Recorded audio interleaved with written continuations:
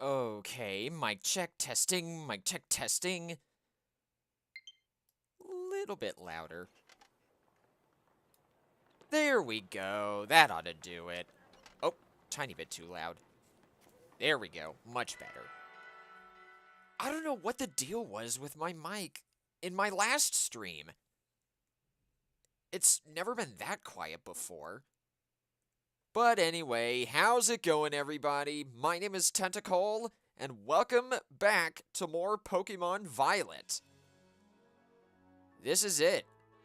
This very stream will be the finale of the game. I've still got to wrap up the final battles for the Path of Legends and Starfall Street storylines. Then I'm going to be taking on the Elite Four and the Champion. And then after that, it'll be time for the final story. That is the order in which we are going to be doing things today. And time permitting, if that doesn't take too long, I might check out the mass outbreaks in the area. I see there's one over here that I haven't caught yet, so maybe that'll be something good. Either that or I'll see what this Noibat outbreak is all about. A shiny Noibat on stream would be pretty sick.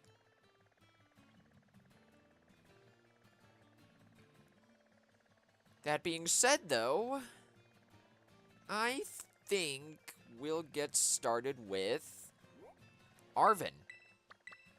After all, the final battles for Starfall Street and the Pokemon League are really close to each other, so let's just go for that. It'll be much easier to just knock them all out that way. Wait, why are you in the lead, Melody? Let's put Chomper in the lead. And I can only assume, judging by how these icons are stacked, that Arven is around here somewhere. No? Alright then.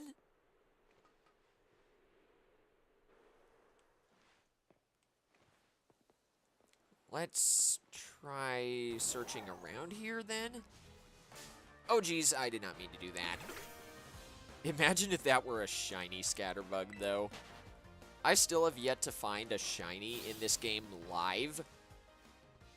The only shinies I have found have either been random full odds on my own time or through mass outbreaks, also on my own time. Also, what's up, Koyo? How you doing? Welcome to the stream. But yeah, check this out real quick. All of the Pokemon in here, in this very box, are shiny. I don't know why, I've just been getting insanely lucky with these mass outbreaks. However, the shiny Bellibolt was from a Terra raid battle that someone else hosted, and the shiny Toedscruel down there is legit. I had it traded to me from a Pokemon YouTuber. And I'm glad you're doing well, Koyo.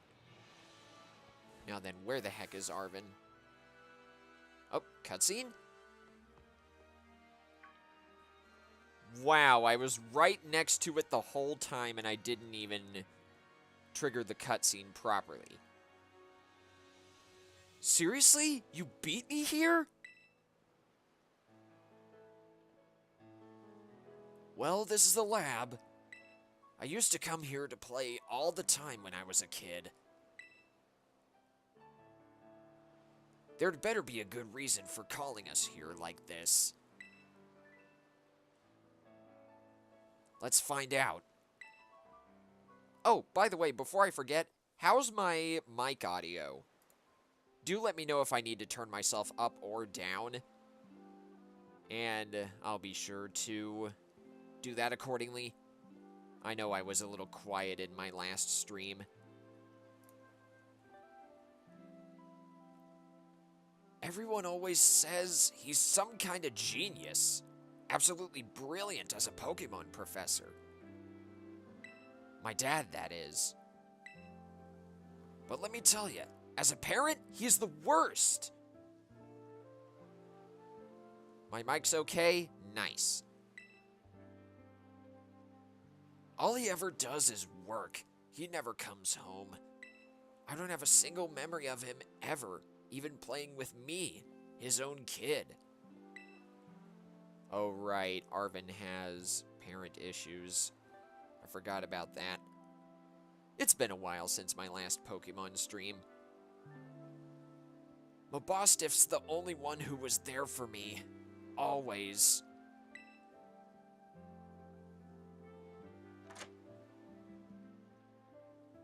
Anyway, it's open now. Go on in. Also, what's up, Taylor? How you doing? Meanwhile, Arven over here is saying, I just want to get this over with.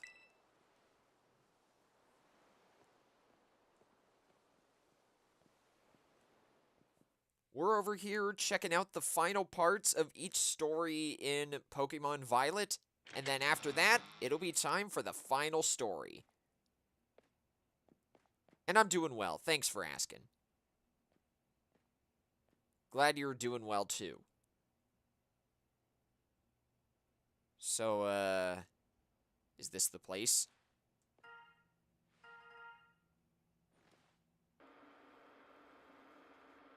Oh, hold up.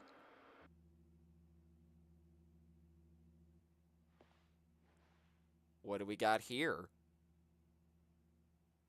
Is this a message from Professor Turo? I am currently at the deepest point of Area Zero, in the Great Crater of Paldea.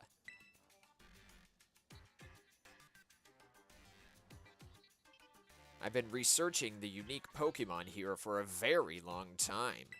I'm asking the two of you to lend a hand to help carry out the final step of the great Professor Turo's glorious research.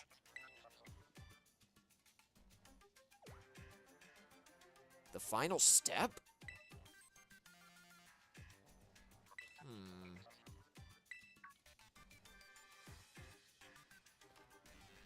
Oh, so Arven was the one carrying the key to the lab. I guess to Area Zero. An experience worth treasuring? Eh. When someone like that says that, it seems a little sketchy. Also, what's up, Blueberry? How you doing?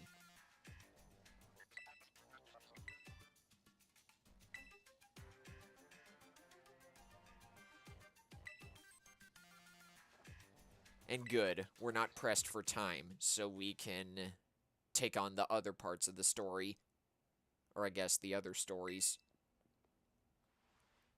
Area Zero. That place is bad news. It was down in Area Zero that Mabostiff got wounded in the first place. Down in the Great Crater of Paldea. In all honesty, I'd be perfectly happy to never see that place again. Are you gonna go? Of course. We gotta help out somehow.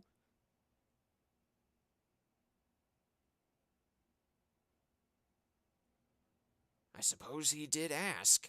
Yeah, there you go, Arven. Now you're cooking. Heh, no pun intended. That's the spirit.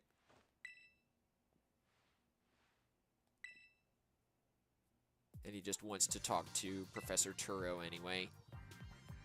Wait, what? Are we really about to battle for seemingly no reason? Alright then. I'll kick your butt. I've seen the Pokemon you wield. Let's do this. Where the heck do I need to go anyway? Alright, battle one of several. It is time for the final battle against Arven. And hi, Mabostiff.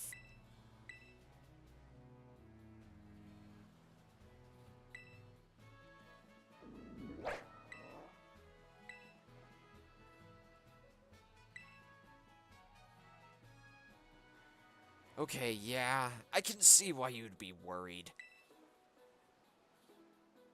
And I'm glad you're doing well, Blueberry. Thanks for asking. But my buddy here is bursting with energy. You'd never know he was so weak just a little while ago. Won't leave me alone, always whining at me, wanting to battle you and your Pokemon.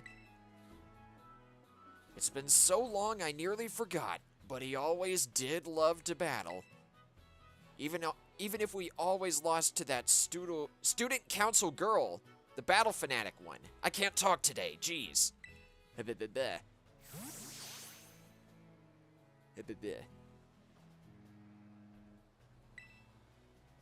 Alright then, Arven.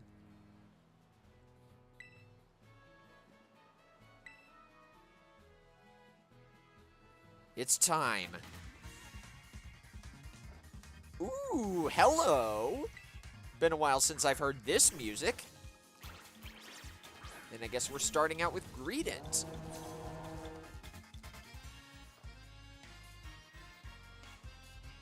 Ah, yep, he's using the same party from the Titan battles. But you know what, Chomper? Start off with Yawn. I don't want Greedent doing any funny stuff. See what I mean?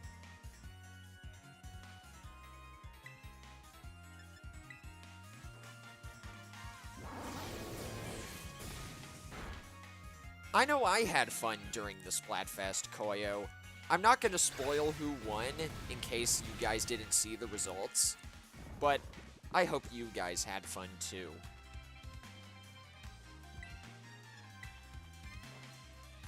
And if Arven's Greedent is already level 58, then we might be in trouble. Because I am higher leveled than his party, but not by much.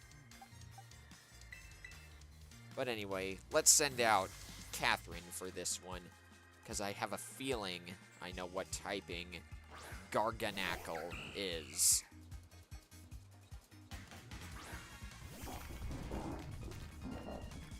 Yeah, that right there is the final evolution of Nacli.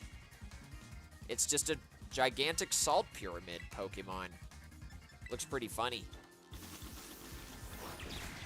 And you better believe we're starting with a Trailblaze. Ooh, nice crit, Catherine. Stealth Rock. Oh boy. So now, every time I switch a Pokemon in, it'll take damage, which is fine by me. And in all honesty, if I had known Catherine would have moved first, I would have opened with Low Kick. So I probably botched that.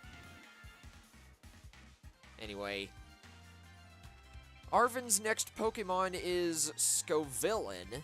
So you know what? I think it's time to let Bubble have some fun. Even though he's gonna take damage from Stealth Rock, I want him to prove himself. After all, Poison is strong against grass. Use Poison Jab.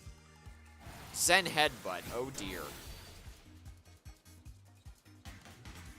At least Scovillain took a little damage from the Rocky Helmet. But yeah, there you go. What was I worried about?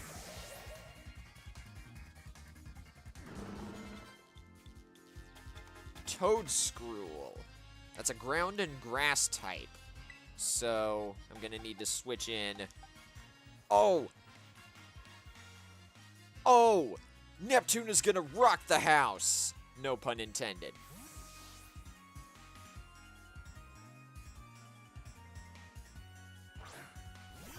Because Toedscruel is a ground and grass type, poor thing is quad weak to ice. And I gave Neptune the Nevermelt Ice item to buff the power of his Aurora Beam and Icy Wind. Take this! Power Whip. Maybe I should have opened with Acid Armor. Or Icy Wind. Sorry. What am I talking about? Acid Armor. There's no way Neptune would survive unless I use a max potion. Spore. Oh, great. Now Neptune's asleep. Wait, do I have a full restore? Yes, I do. I have 4 of them. I can only assume... Yeah, that's what I thought. Oh, that's cool. And it even has a... Wait, what? Let's go, Neptune! I'll use another max potion. You'll survive this yet, good buddy. One good thing about having max friendship with your Pokemon is that they sometimes have a rare chance to shake off any status condition. And they have an increased chance of dodging. Let's freaking go. That's what I meant to do in the first place. Down goes Toedscruel.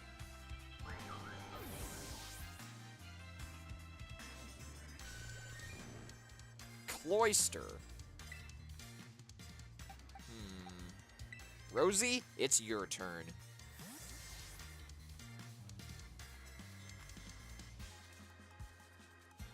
I don't want to spend too much time thinking about which Pokemon I should use. I just want to get out there and do it. Even though I know Cloyster's going to take normal damage from Steel-type moves, Steel does resist Ice. Liquidation. And Rosie's a bit of a tank, despite having higher attack stats than anything else. Flash Cannon again.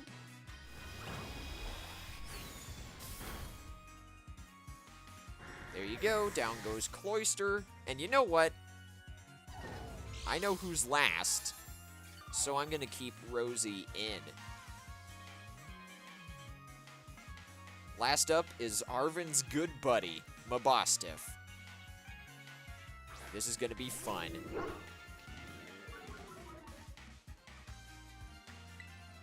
Alright, use Sweet Kiss. Let's celebrate your full recovery with a glow-up. Time to terrasilize, Mabostiff. Oh, great, I totally forgot. Mabostiff's gonna terrasilize into a dark type.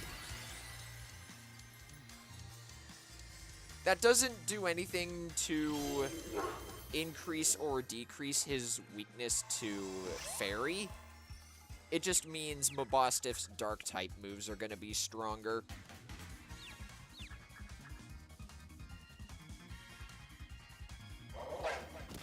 Unless, of course, it hits itself, in which case I won't have to worry. Good job, Rosie. Let's end this with a play rough. Or not. Maybe Mabostiff is a bit tankier than I thought. Fire Fang! Oh, dear. We're gonna be in trouble if we don't do something. I can't switch to Chomper. I can't switch to Catherine.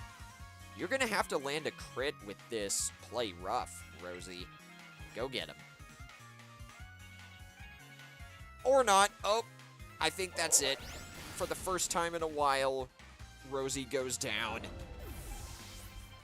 How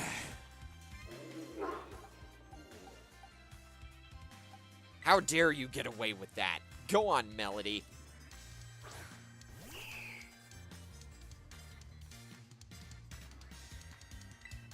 I don't even care if Melody takes a lot of damage from Stealth Rock. I'm still gonna show you. Good job, Melody. Nice surviving.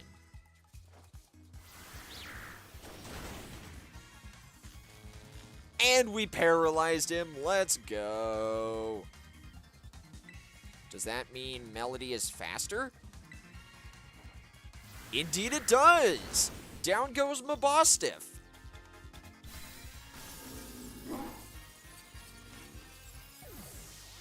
And now that's over, and now that this battle is over, I should say, I gotta mention, Mabostiff kinda looks scary when it's terastallizing.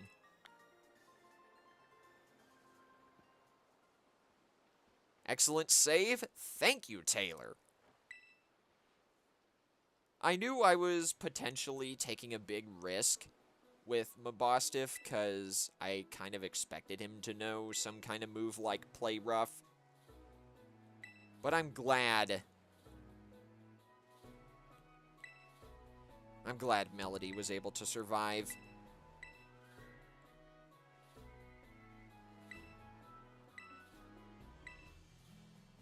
But that takes care of the Path of Titans story for now.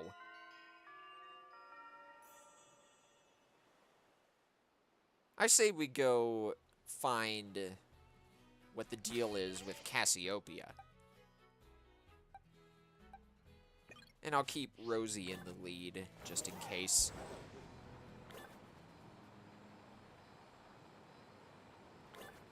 I know I could just teleport to Mesagoza, but I'm taking the long way in case, somehow, I find any shiny Pokemon. Oh, and another thing, from playing Scarlet version on my own time, I found out some interesting tidbits. For one, Ralts can spawn in as early as this area of the game, so just before you get to Mesagoza. So can Azurill, Igglybuff, and in very rare cases, Wooper. You don't even have to wait until after the game is fully unlocked to catch Paldean Wooper.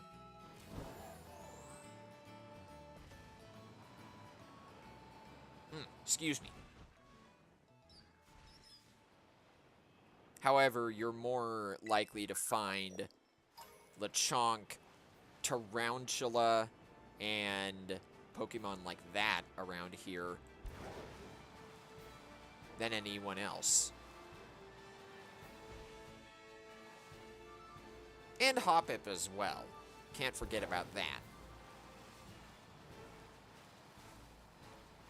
Alright. Back to Mesagoza.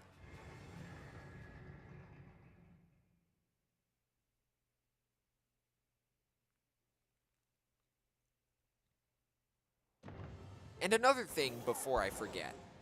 I will have to mute the credits when it comes time for that because a song plays during the credits that has gotten pretty much every streamer who has played this a copyright strike unless they mute the credits. So I don't want to take that chance. If you want to look it up after the stream, the song is called Celestial by Ed Sheeran. It's pretty good. Anyway, here's Clive.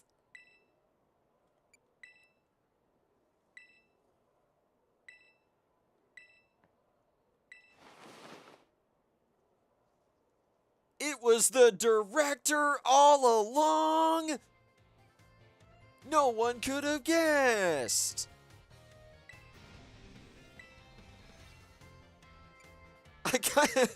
I kind of want to say I already knew that just to see what he says. Drop the act, Director Clavel. I knew it was you. Yeah, at least he knows. The true identity of Cassiopeia, the big boss of Team Star, was me all along. I'll play along this time. A pre-recorded voice, huh?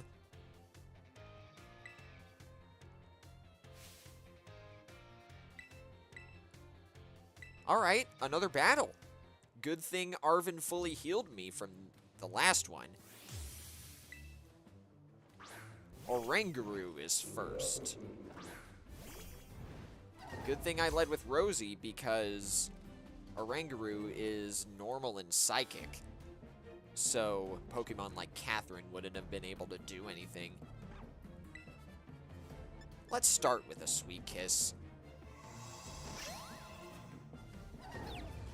And yes, I am aware that I could replace Sweet Kiss with something like Brutal Swing, but I think it would be nice to at least have some sort of status condition move on Rosie. No, we're not terastallizing yet. Hold your horses, game.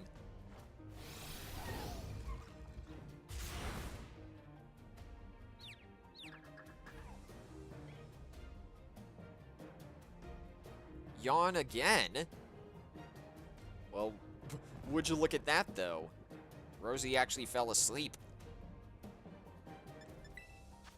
Let's just use an Awakening before I switch her out. And I did see that you got some thumbnail art commissioned, Taylor. I hope it turns out well. Whatever it is. Foul Play. That's a Dark-type move that deals more damage if the target has a higher attack stat than the user. Helpful for a Pokemon like Tinkaton, but not really at the same time because Fairy resists Dark. Also, this music goes hard as well, like Arven's battle music. Houndoom. Okay, now we do need to switch. Get back out there, Neptune.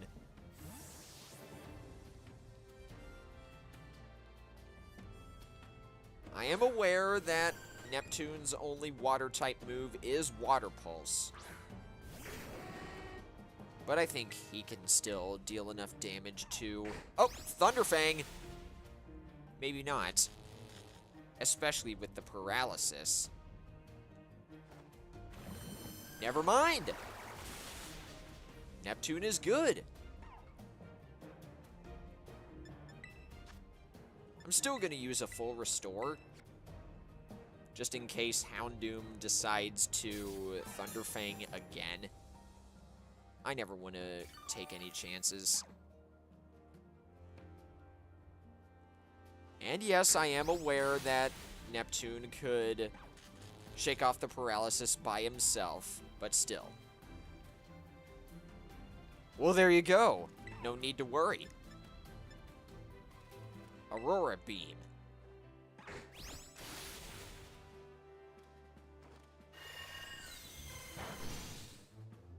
I knew even just a simple move could destroy Houndoom like that. Abomasnow. Alright, Chomper. You get to have some more action, good buddy.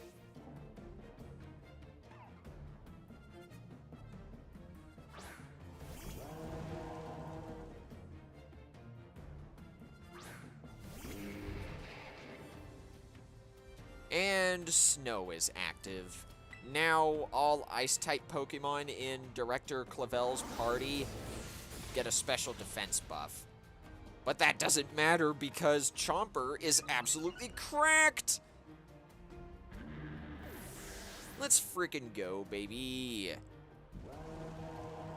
Poltegeist. That's a pure ghost type, so... though it might hurt, I can still use Shadow Ball. After all, I gave Chomper the Spell Tag item on purpose. That buffs the holder's ghost-type moves.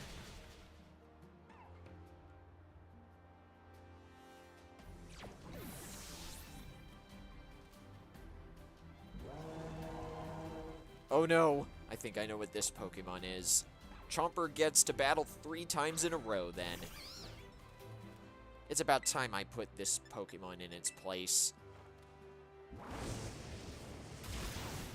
That should be a representation of how I feel about the meme.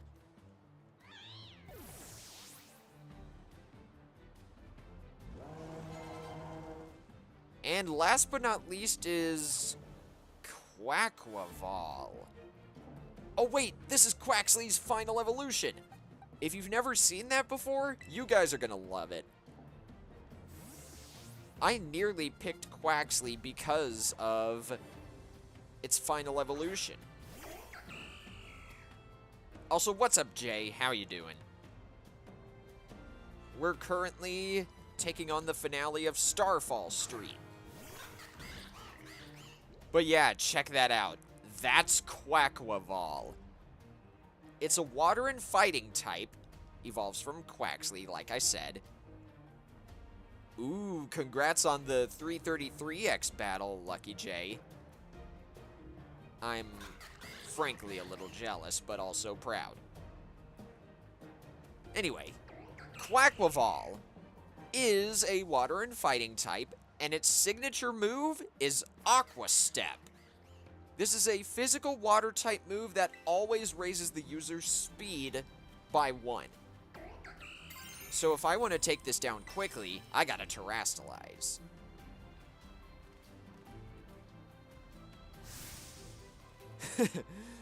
If that's what you want to call it, then, Lucky J, then I guess that makes sense. After all, it kind of fits.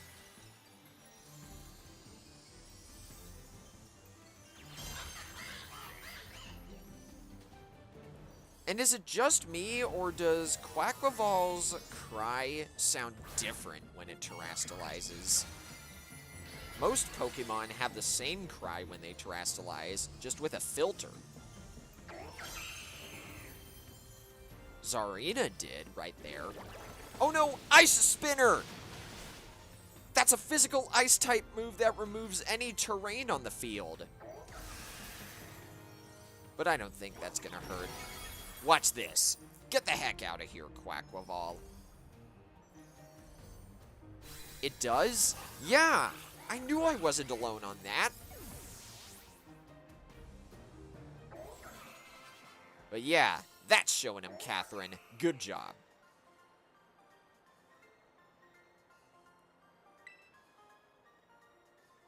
That's two out of however many final battles down. After all, we still have the Elite Four and the Champion after this.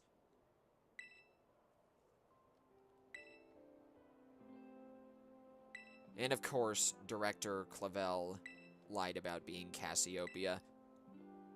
But I believe I can hazard a guess as to who they may be. That is why I sought to spare you from having to confront them in battle. Their sorrows should not be yours to bear. However, Cassiopeia has settled on a course of action and is determined to see it through. I do not imagine any ordinary student could hope to stand against them and win.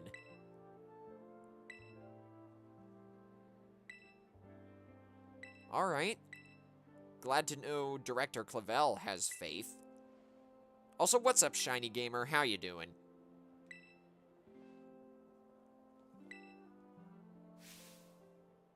Oh, hold up. It's another one of the professors. You look familiar.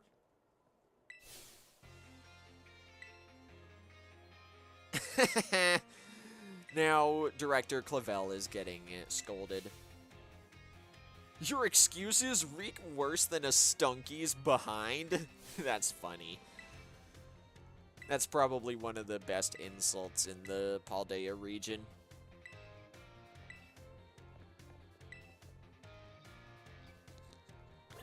Okay, there we go. Sorry about that. Had to fix my mic. Now then, let's truly see what's going on with Cassiopeia.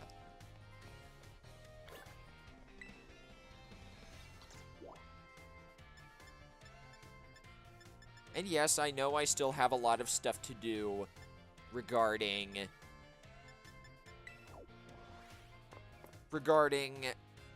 the Academy, but I'm gonna be doing that off screen.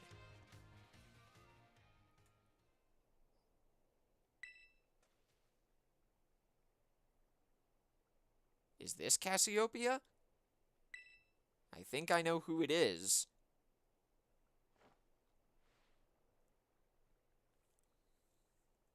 No way! It's some big shocker. This must be quite a shock for you, says Penny in air quotes. Also, what's up, Ryan? Welcome to the stream. We're over here taking on the finale of Pokemon Violet, and we just arrived at the true final battle of the Starfall Street route.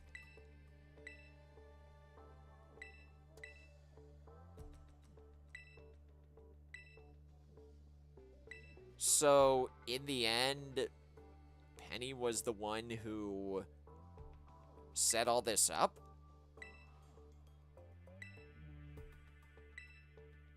But yeah, I'm ready.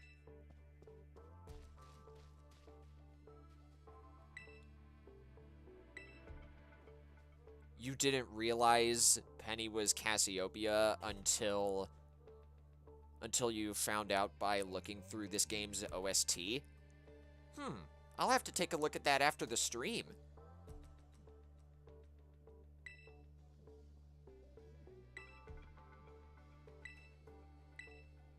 Get ready for an absolute banger? Ooh, okay. We've got some pretty good songs so far. Then allow me to introduce myself properly. I'm the big boss of Team Star. The name's Cassiopeia. No, Penny! Now bow down before the overwhelming might of Team Star's founder! After Penny said she was good at hacking and our phone got hacked, you kinda were able to put 2 and 2 together. Okay, you guys are talking up this battle song. I gotta hear this. Give me a moment.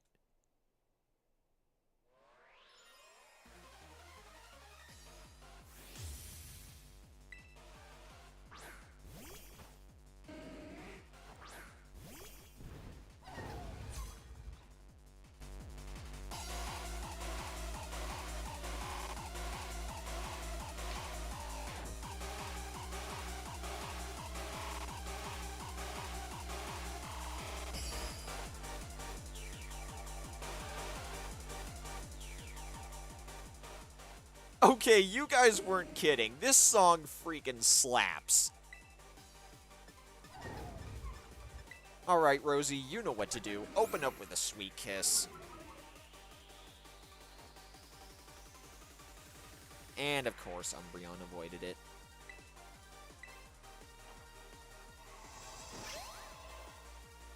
You know, I hate to compare this to an older game, but this kind of sounds like something you'd hear in Sonic Riders, if you guys know what that game is.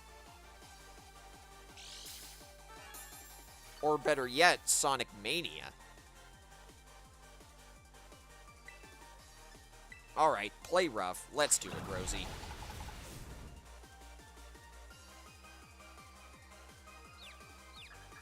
And nice, Umbreon is still confused. Your efforts were in vain, Umbreon! You fool!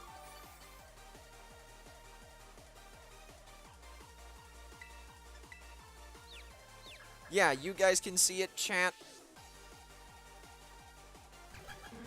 Baby doll eyes again? Alright.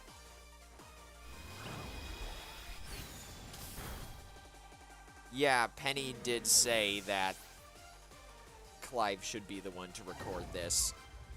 Next up is Flareon. Penny? Do you have...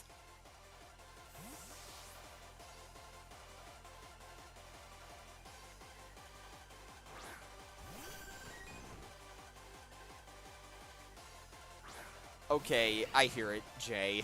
This part's good.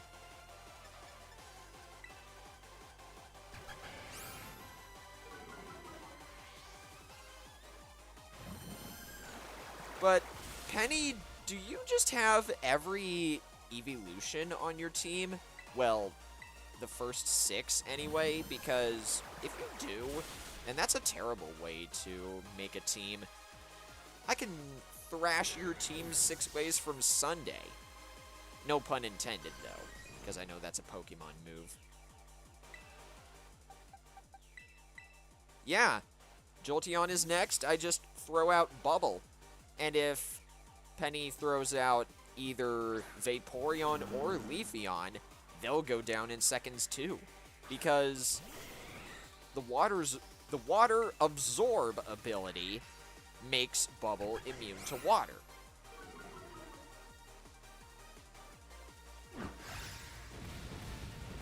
And no attack debuff is going to stop me, Penny.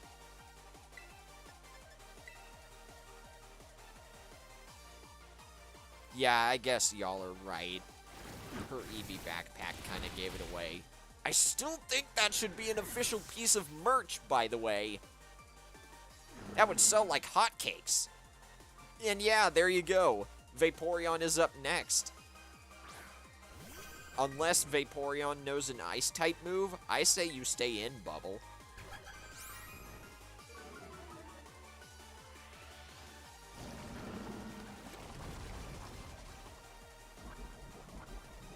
We'll just throw out a little bit of bad poison on Vaporeon, and we'll be fine. Oh, shoot! You know what I should have done? Oh, I didn't even think about this. I could have given Bubble the white herb item. What that does is it prevents a Pokemon's stats from being lowered one time in battle. So I could have combated the Baby Doll Eyes move. But I guess it doesn't really matter that much.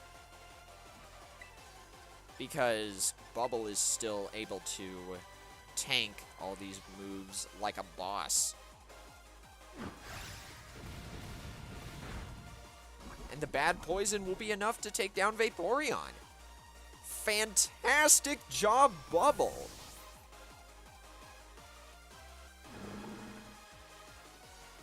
That's true, but what I'm saying is, Brian, preventing one debuff could be a huge difference.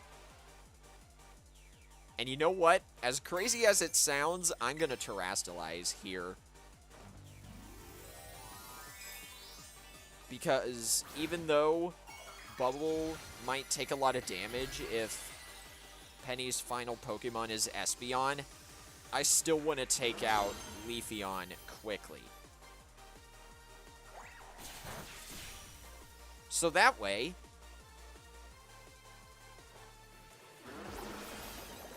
I won't have to worry about this going forward.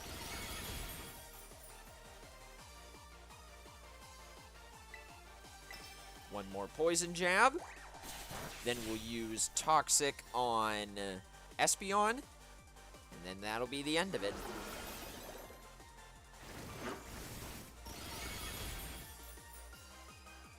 Technically, I also could have taught Clodsire, or Bubble, excuse me, Sludge Wave instead of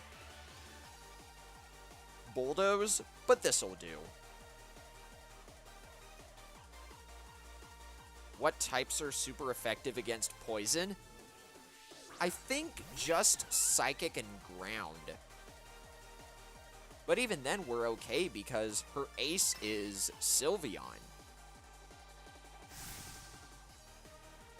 And one can only assume that Sylveon is gonna Terrastalize into a Fairy type.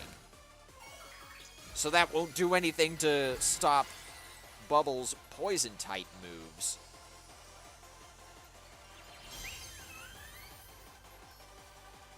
Shadow Ball. Ooh. That's a smart idea there, Penny.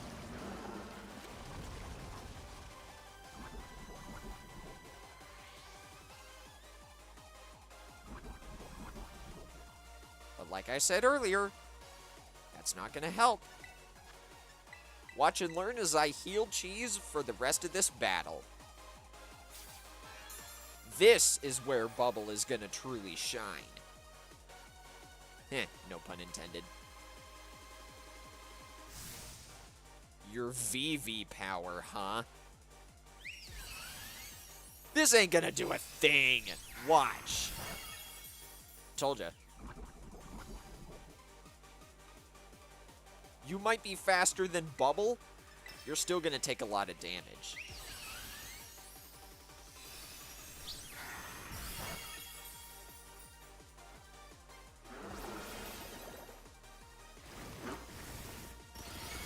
Told ya. We've won this. Sylveon only needs to take damage from the bad poison one more time, and then it's down. One more max potion. You got this, Bubble.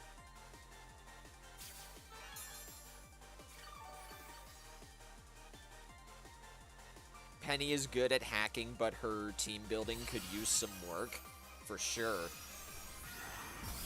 All of her Pokemon need to know other moves that complement type coverage, you know? But yeah, look at that. I only needed to use Rosie, Neptune, and Bubble to win. Only half of my party. And down you go, Penny. It's all over now.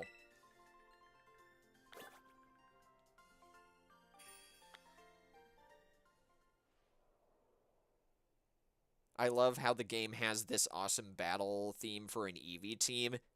True. It really fits Penny's expertise in computers and whatnot. And here I was thinking, oh, never mind. We are getting a flashback.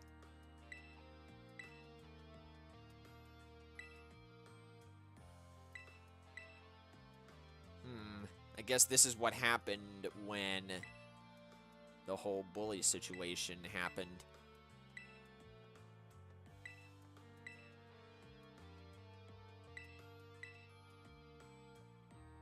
The plan backfired, and the bosses are trying to break up the team? Oh no! Penny was the one that wanted to take responsibility. Aww. Now I feel triply bad.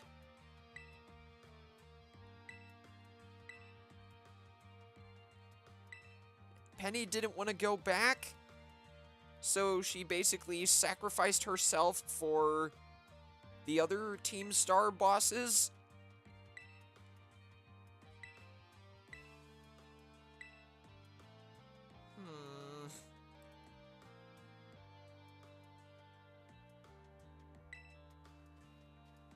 Man, I don't even need to read the dialogue to interpret that.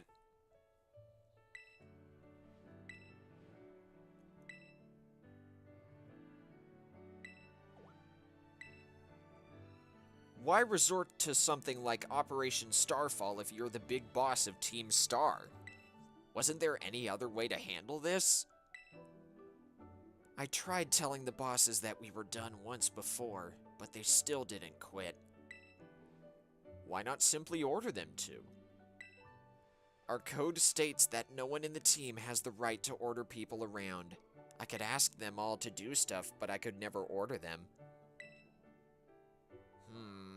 That code. Penny was literally outside during that whole conversation. None of the other bosses had the intent of looking out the window.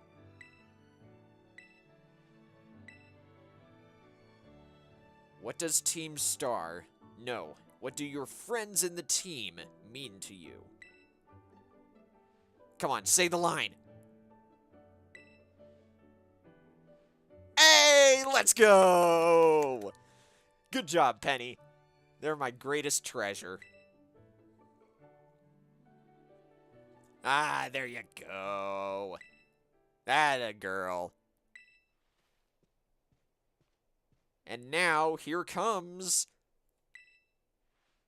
the other big reveal. It was Director Clavel all along, again. It was a double cross. Wonderful voice crack. I think it's like how evil villains in cartoons reveal their disguises, Ryan. It's like they're taking off an invisible cape.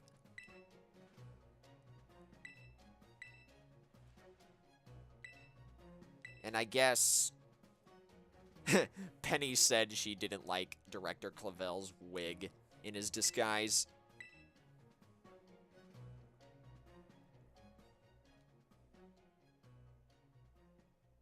But I guess the director is finally confronting all of the members of Team Star. And now they're all meeting up. Aww. This is kind of sad, but in a good way.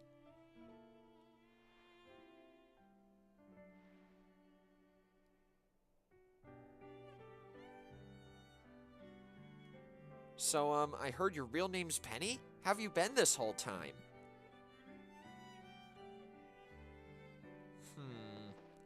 We found you at last! You've no idea how worried we've been!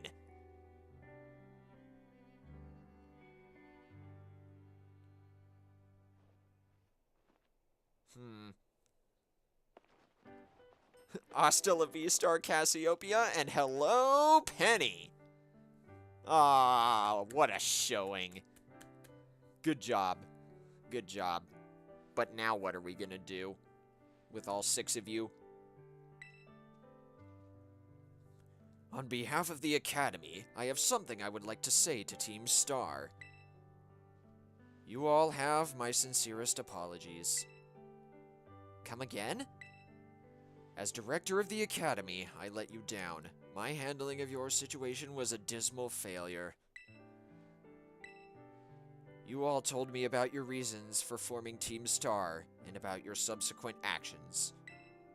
Ever since my first days as director, all I've ever experienced of the Academy is an environment blessedly free from bullying. But I now know this peace was built on the backs of your hurt and anger, and of course, your immense courage in putting things to right. And so, I'll get straight to the conclusion. The Academy's order for Team Star to disband, and my threat to expel those who did not obey, are hereby revoked. Oh, let's go. Are they back in the Academy? Oh, that's even better! Aww, they get to keep their greatest treasure. Also, what's up, Pug Izzy? How you doing? We just wrapped up the finale of the Starfall Street story, and all that's left is the Pokemon League after this cutscene. I cannot even begin to imagine how you must have feared for us, Lady Penny. Sorry for making you worry, BB. We're all okay now. But even so... Hold on, everyone. I've more to say. As previously stated, the requirement for Team Star to disband has been revoked. However, there are still some unsettled matters to discuss. Allow me to provide a few examples. Your protracted truancy, your brazen customization of school uniforms, your unauthorized usage of Academy equipment, your reckless modification and jeopardous driving of Pokemon-powered vehicles. Need I go on? Your flagrant disregard for school rules cannot simply be overlooked.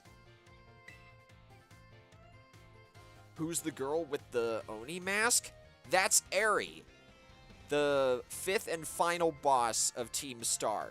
She's a fighting type trainer. Also, what's up, Kokomi? How you doing? But yeah, poor Team Star. Now Director Clavel is pushing them towards community service. Specifically, I will be asking you to manage the STCs.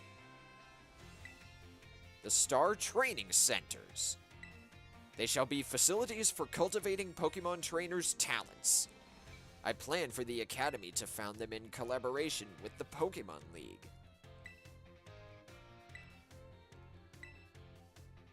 Okay, that's good to know, Cake. Thanks for reminding me. But basically what Director Clavel was saying is the Team Star bosses need to revamp their bases into training centers.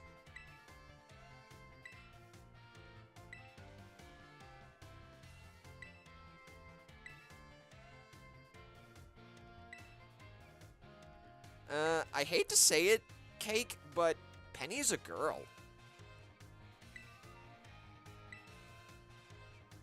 They've confirmed this several times in the game already.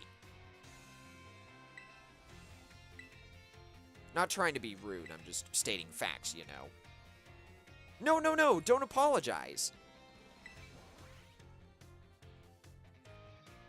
But I can kind of see that. I know a lot of people have headcanoned Penny to be non-binary. But anyway, Director Clavel wants to talk to us.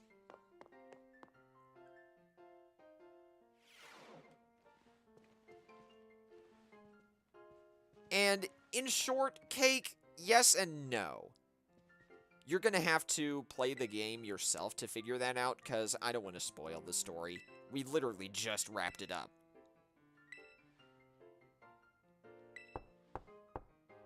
Anyway, here she is. About the STCs, I'd like to work on them together with the rest of Team Star. That's wonderful news. Thank you very much for your favorable response. But, I should be punished more heavily than the others, I think. Why so? Because of Operation Starfall? No, not that, but because of the other really bad things I did. And what would that be? Care to explain? Oh yeah, the hacking of the league points. She did the thing. She was about to say it wasn't really that hard.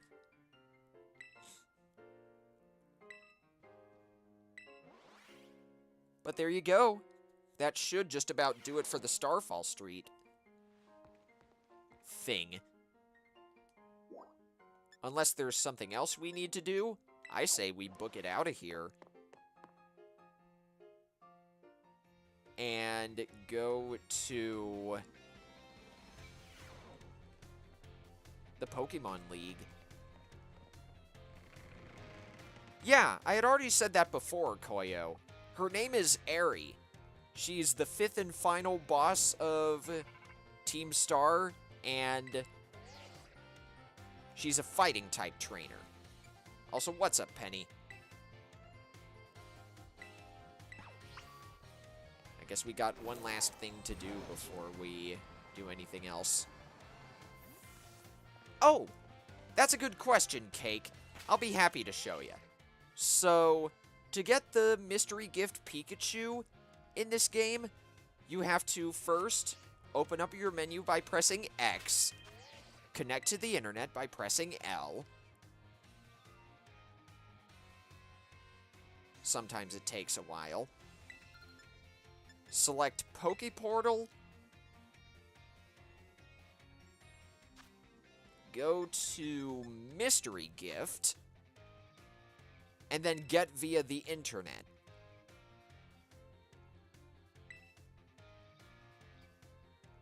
I've already selected it, so I can't get it again, but it'll be right here. This will give you a Pikachu with the flying Terra type.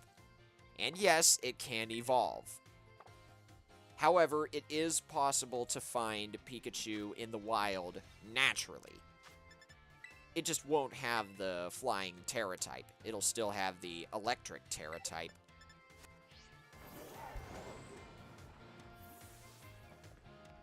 Anyway, Penny, you wanted to see me.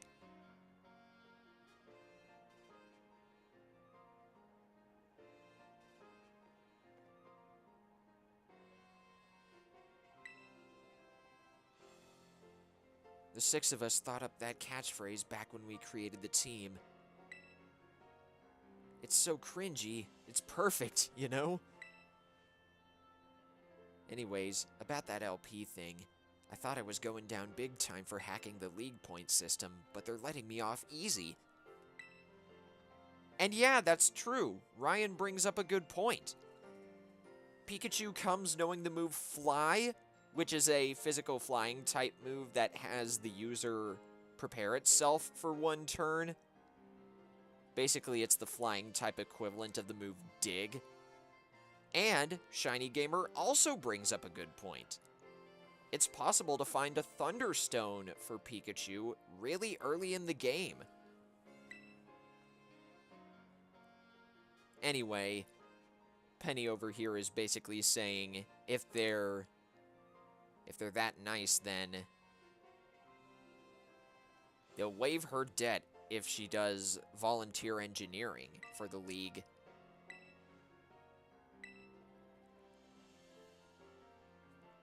Aw, don't feel bad about that, Penny. It's natural that you should have such good talent. Put it to use, you know? Aww, you're welcome, Penny.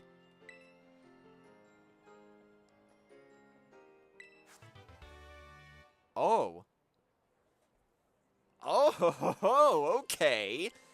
That is a very nice gift. Thank you. TM169, nice. Draco Meteor. This is the most powerful Dragon-type move in the game. This is a special Dragon-type move that harshly lowers the user's special attack when used. However, it's also extremely inaccurate. So,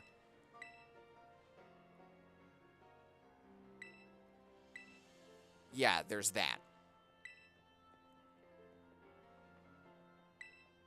Hasta la vista, Penny.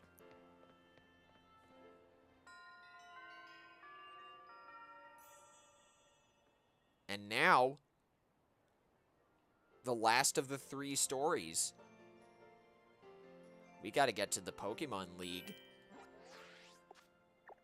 And no, by the way, I do not plan to teach Melody Draco Meteor. For what I want to do, that is a terrible move for Melody to learn. I'd rather keep her able to use moves like Dragon Breath, Dragon Claw, and Terra Blast.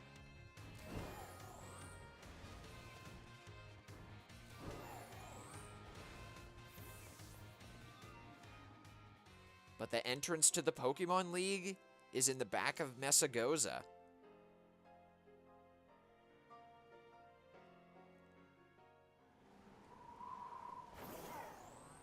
And as intimidating as this area is, it's actually pretty easy. I've seen it before.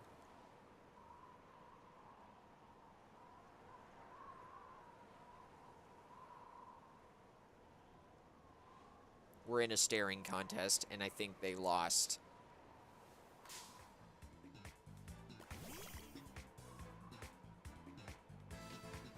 Yeah, look at this. It's still level 8. You'd think this would be the only time you find Tandemouse's evolution, Mousehold, in the wild. But nope.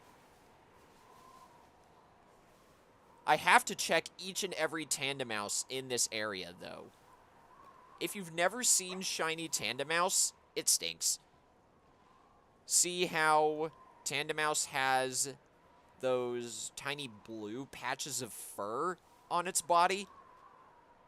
Shiny Tandemouse have brown fur. And the rest of their bodies don't change. So naturally, finding a shiny Tandemouse is nigh impossible unless you hatch it or look extremely closely at every one you find.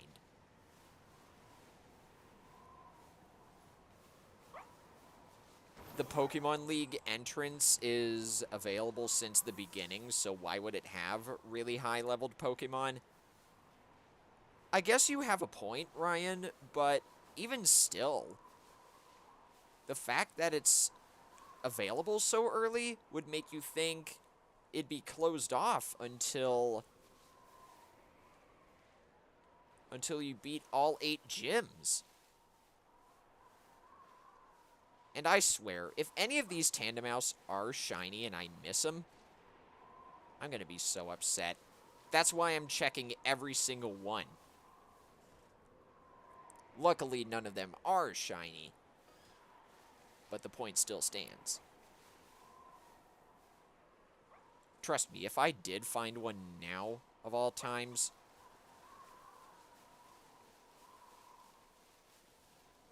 oh, really? You can? Well, I never knew that, Ryan. You just taught me something today.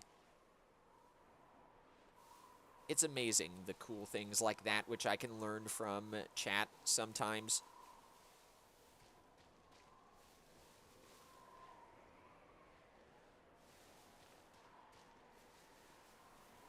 What team was I on during Splatfest?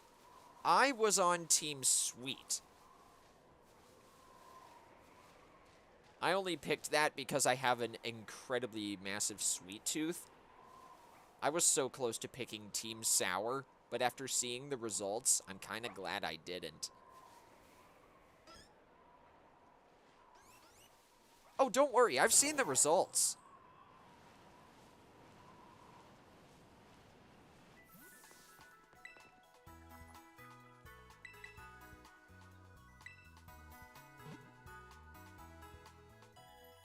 Use the auto battle feature if a Pokemon has a bad shiny.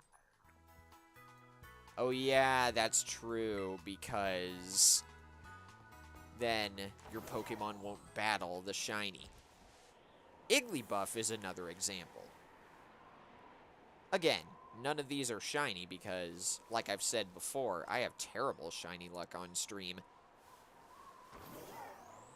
The only shinies I have found are ones I've actively hunted for.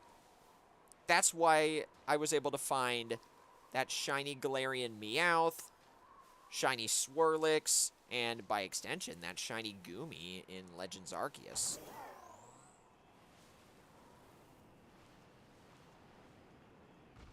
But here we are. We've made it to the Pokemon League. And going back to what I was saying earlier, that's also how I was able to find all those mass outbreak shiny Pokemon.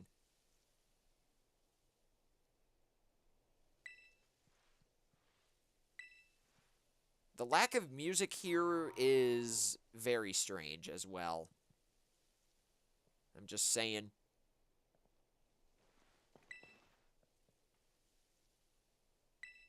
But here we go.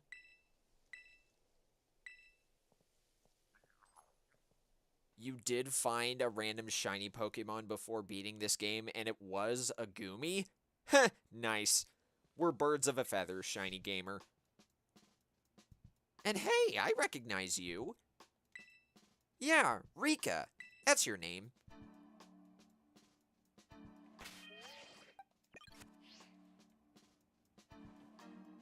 And you were saying something about an interview?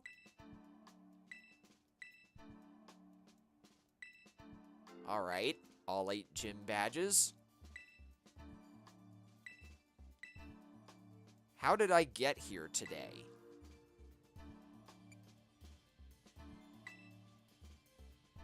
Yes, I did. Oh. If you have 0 badges, then they won't give you the test? Okay. Glad to know they actually had a failsafe.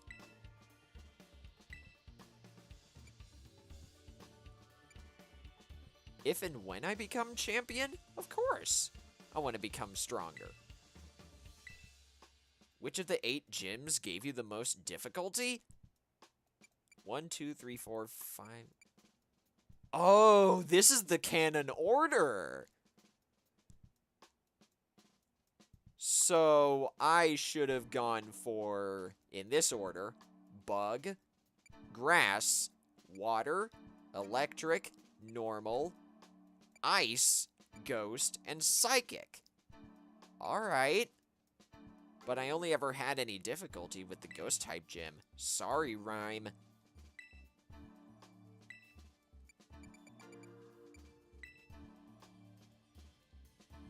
Oh, the test they give you instead is no way to pass. Oh dear, you went for the ice type gym first? Wow. Sorry there, Ryan. I can imagine that was pretty painful.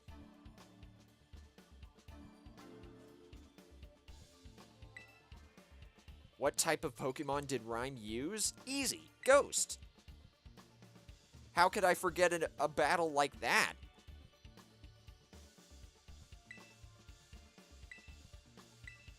But with that, I do believe we've earned access to the Pokemon League. Oh, yeah. That's easy. We chose Fuecoco.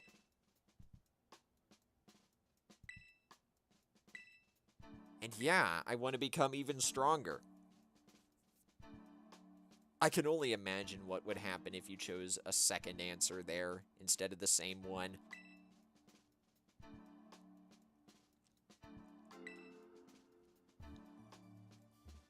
What's the last question?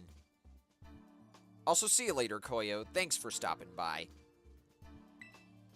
And of course I like Pokemon.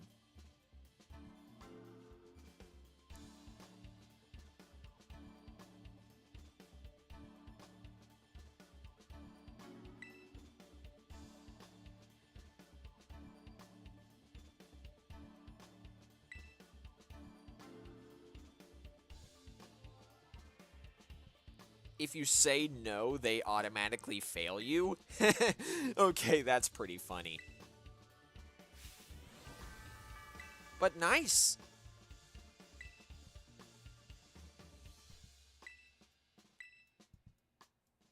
We passed the first part.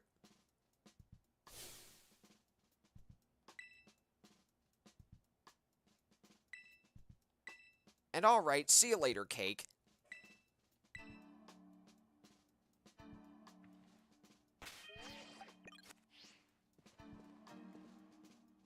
It's about time for our battle with the Elite Four. Who are we gonna face first?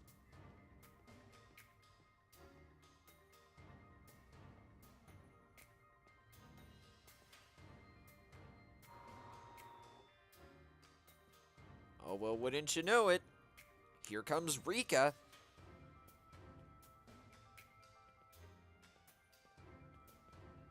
Also, apparently, Rika's a girl. I guess I can kind of see it. Now then, let's get this started, eh? Let good old Rika be the first of the Elite Four to take you on. What's your specialty, Rika?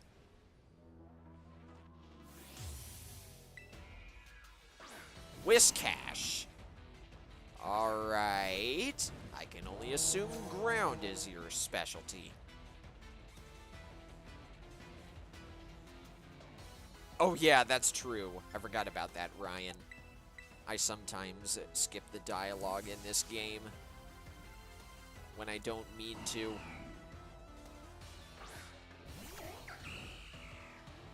Earth Power. Yeah, good thing I swapped. Grass resists ground. Hit it with the Trailblaze, Catherine. An extra speed buff won't hurt. Also, this music goes hard. Camerupt is next.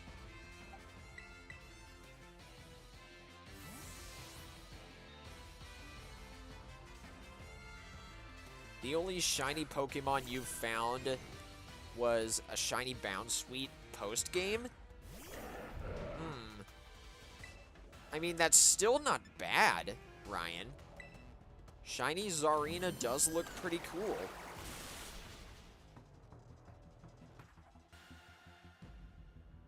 But there we go. Down goes Camerupt already. Next up is Donphan. Alright, switch in. Or stay in. Sorry there, Neptune. Oh, when you were Pokédex hunting. That makes more sense, Ryan. But nice job on the shiny Ralts, though. I haven't found one of those in this game yet. Why does the game say the reliable partner? Oh, that's a good question, Taylor. This game has marks for your Pokemon. And to get the reliable partner mark, you have to achieve max friendship with a Pokemon. Marks, ribbons, same thing really. But the point still stands. That's how you get the reliable partner mark. And Ryan brings up a good point. There's a low chance that when you catch a wild Pokemon, it'll have a mark already.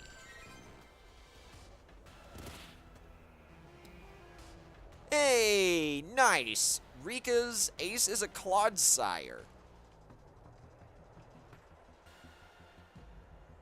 So I have a feeling whenever Clodsire terastallizes, he's gonna terastallize into a ground type. So you know what? Let's have some fun. I want to terastallize back.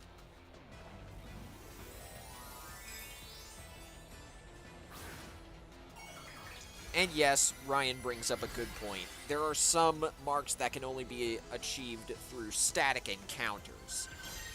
So like specific Terra raid battles or battling the Titans after defeating them in the first place.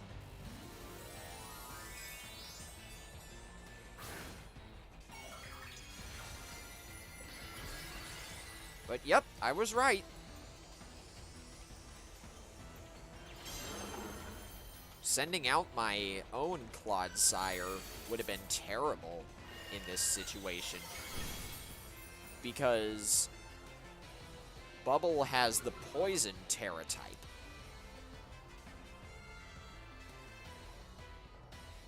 Which do I prefer between Clodsire and Quagsire?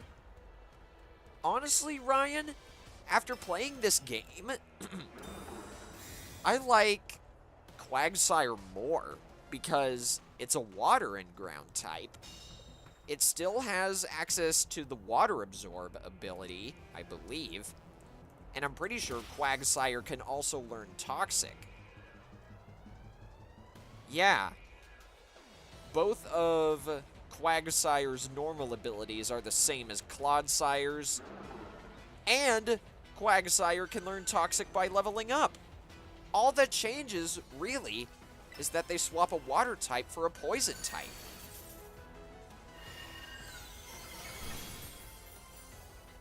And that's right!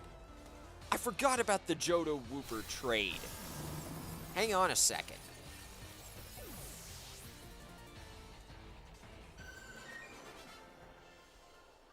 Yeah, you get it in Cascarafa. If you trade a Paldean Wooper for a normal one. Right. I can take care of that after the post game. Heh. Rika said the battle was unfair.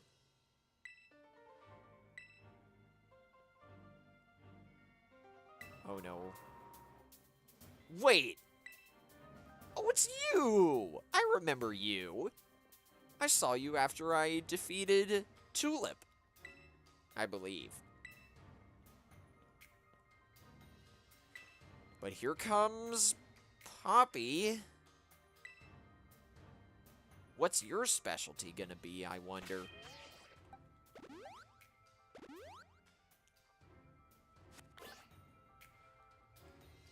Yeah, it's always the smallest characters that are the strongest, or so it seems.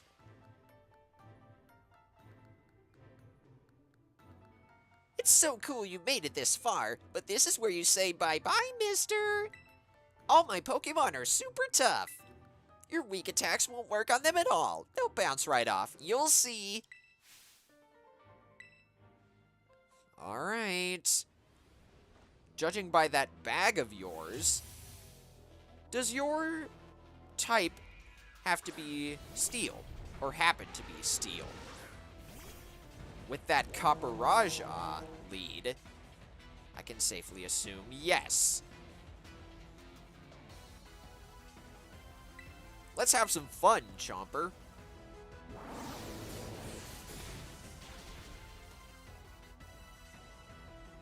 And that's also true.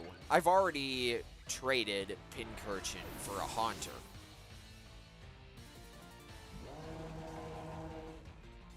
Bronzong is up next.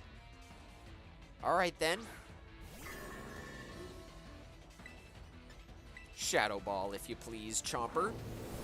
This right here, ladies and gentlemen, and all my other friends, this right here is about to be the easiest member of the Elite Four. Corviknight is up next. You know, for a time, I was considering using Corviknight on my team. I tried using it in my Sword playthrough, or no, excuse me, in my Shield playthrough, but I dropped it for a Gigantamax Butterfree. If I ever make an alt account and play through Pokemon Violet again, I will probably find a way to use Corviknight. It's a flying and steel type that has the pressure ability. How awesome is that? Please burn. Burn the Magnezone. Oh, wait, the sturdy ability. Never mind. Discharge. Whatever. I'll just use a Shadow Ball.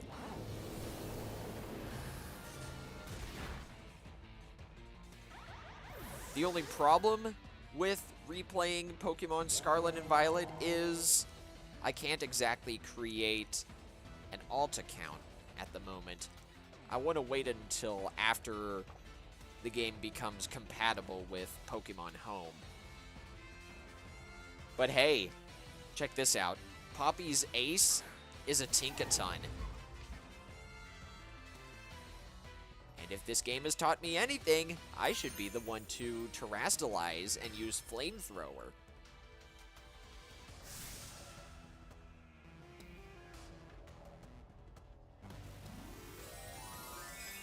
And sure enough, just like with Grusha's Altaria, Poppy has a Tinkaton that terrastalizes into the Steel type. So we're birds of a feather, you and I.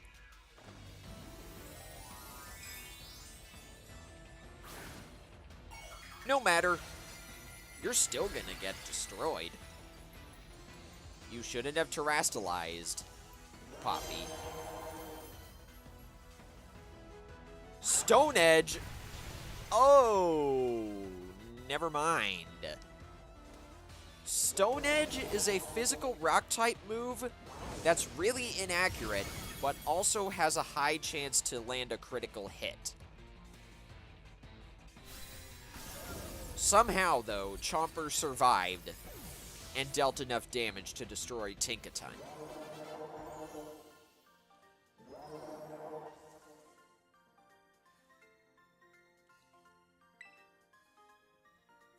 Don't cry now, Poppy. We wouldn't want a mess on our hands.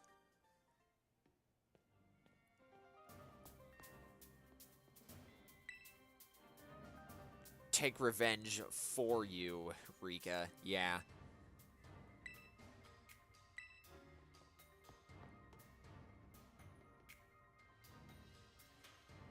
You feel bad for Poppy? Yeah, kinda. I can see your point, Taylor. She's just a little kid. But wait. Oh, we're gonna fight Larry again! I haven't seen you in a while, man. How you doing? This means I get to break out the funny voice again. If you guys weren't here for my battle against Larry in the Medali gym, you're gonna love this. Hello there. It's me, Larry.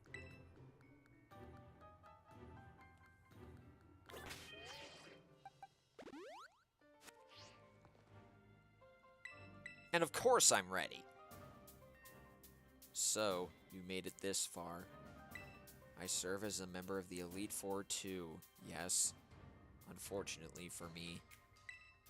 At my gym, I use normal type Pokemon, since I feel they have a lot in common with me. But well, the boss told me to use a different type here. So if you have any complaints, please take them up with La Primera.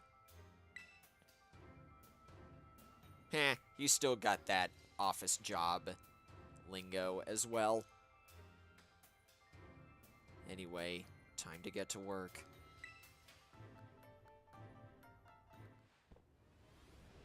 What type have we not encountered in our adventure yet? Flying! That's right. Well, I'll be trying my hand with flying type Pokemon this time. You want to know something a bit strange, though, chat? I don't have any Pokemon on my team that are actually good against flying anymore. The closest that I have is Neptune, because he knows Ice-type moves. There was a time where I was thinking about using Palmet, the final evolution of Pawmi, on my team, but I had to ditch it because I didn't want to have too many Pokemon that were weak to ground. Neptune was the one that ended up replacing Palmet. So this is your chance, Neptune. Can you prove to me that you should stay on the team for the rest of my time in this game?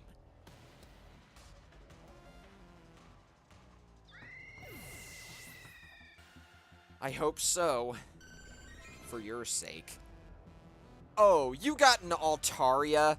Alright. This one's gonna be fun. Let's open with an Icy Wind, because I know Altaria is fast. After all, I use one on my team. And that was enough! Alright. Go Neptune. You're really pulling your weight around here.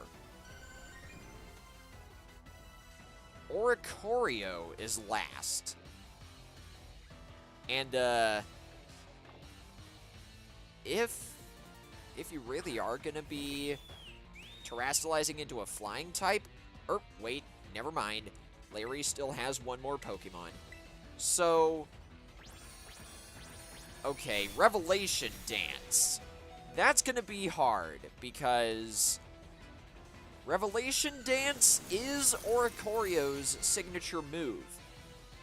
However, it matches up with whatever type Oricorio is.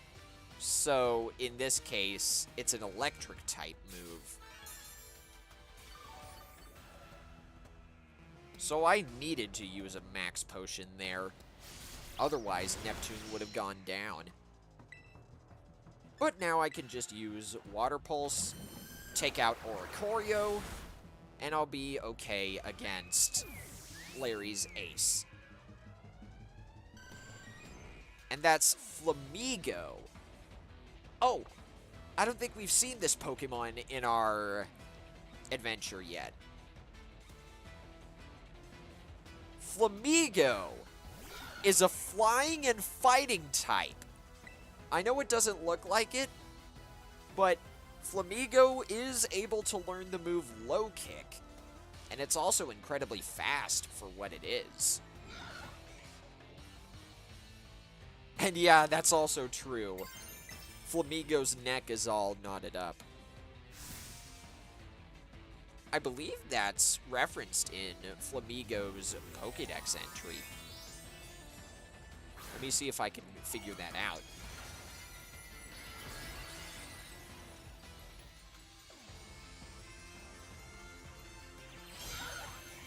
Oh, that's cool.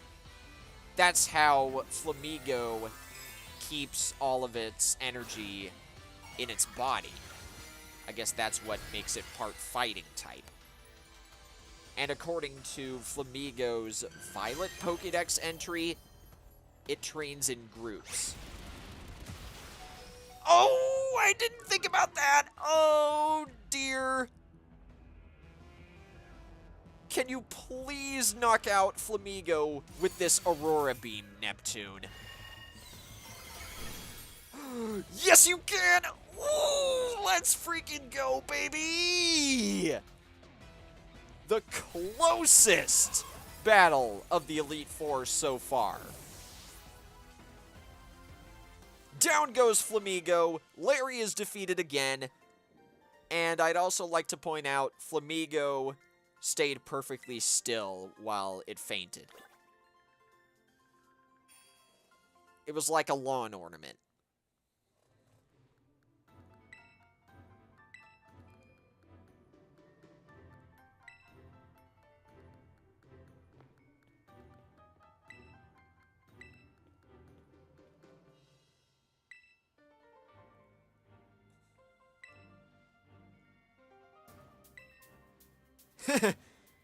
So I guess the voice I gave Larry was true. He can't really speak up that well. But anyways, here comes Hassel, or however you pronounce his name. I just like calling him that.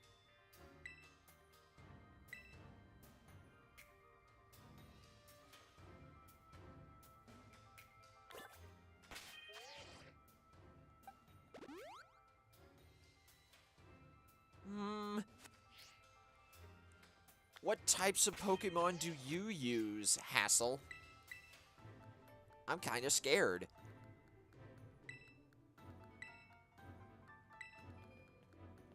What type have we not encountered yet?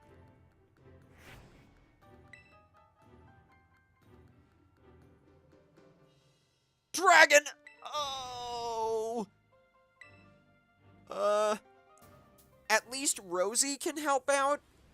And Steel does resist Dragon.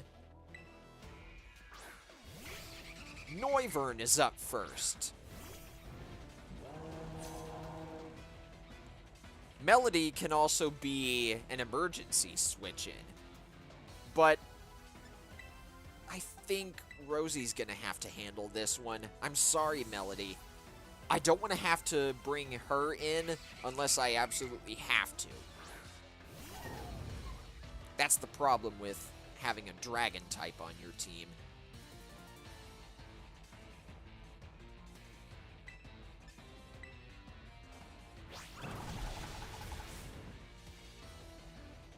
Super Fang.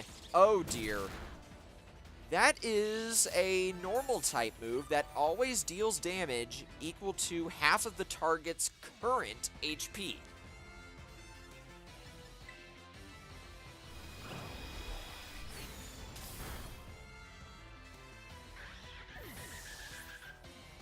Okay, I'll have to take a look at that, Shiny Gamer.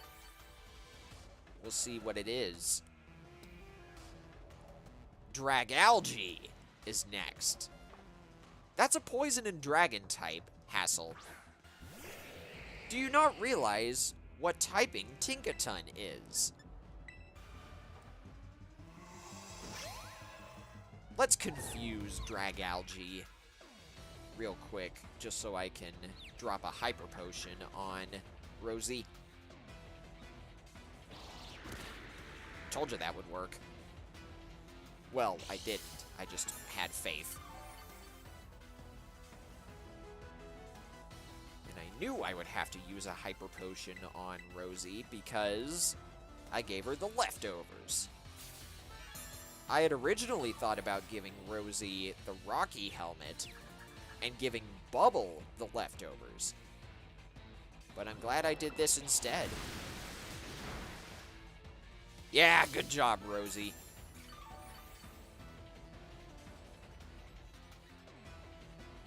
Hit him with a play rough. Oh, see?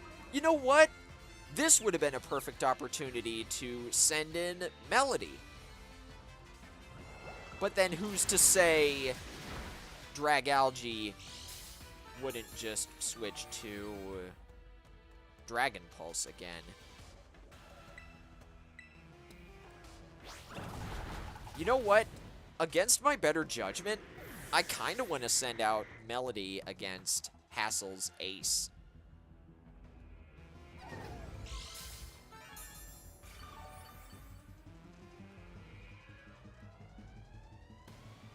Haxorus is up next.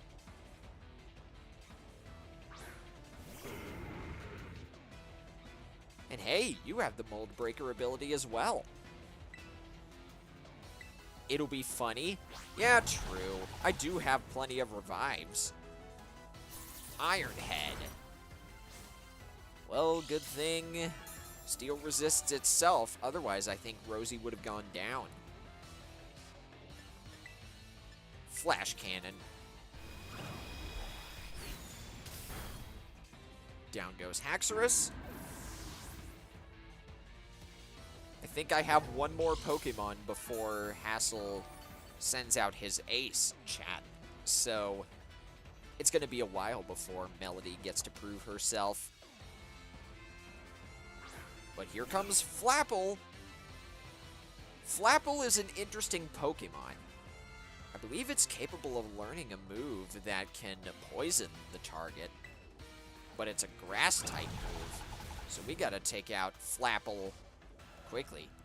Especially with a move like Leech Seed. Oh dear. That stays in effect as long as Rosie is on the field. So maybe I do need to switch whenever Hassel brings out his ace.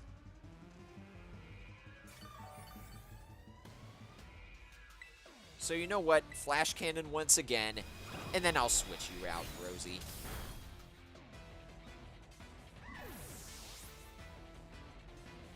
All right, Hassel, who's last?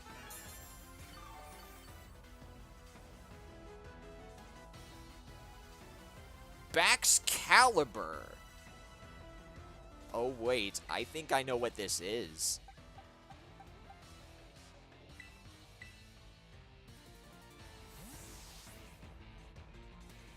All right, Melody. This is gonna be tough, but I think you can do it. And when all else fails, I'll heal Cheese Rosie or send out Neptune.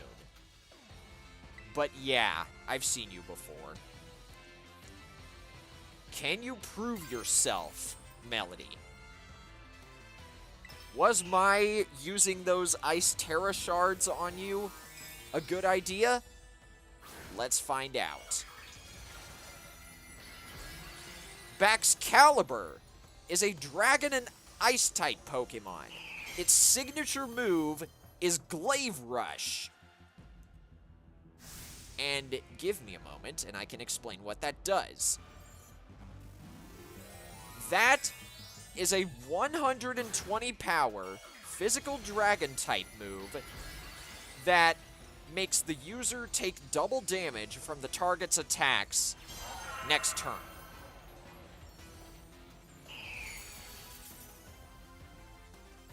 Come on, Melody, make me proud. Good start. Good start. One more of those and down goes Baxcalibur. And look at that. Ice resists itself. Do that again, Melody.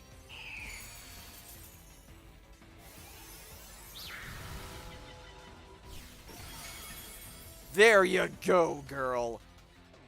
I knew you had it in you. Down goes Baxcalibur. I knew I made the right choice changing your Terra type to Ice. We just took down all of the Elite Four with no worries. Ice types are so weak they can't even beat themselves up. Nice. I've never heard that before. But we've done it. Aw, now Hassel's crying.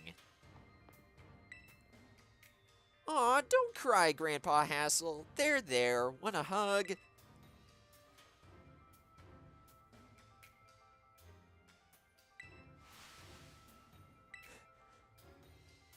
He can get so overwhelmed, says Rika.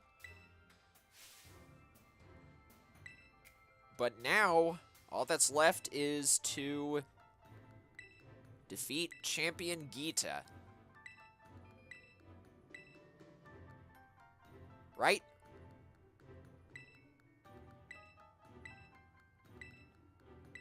And thank you, Rika. You better charge up my Terra Orb, too.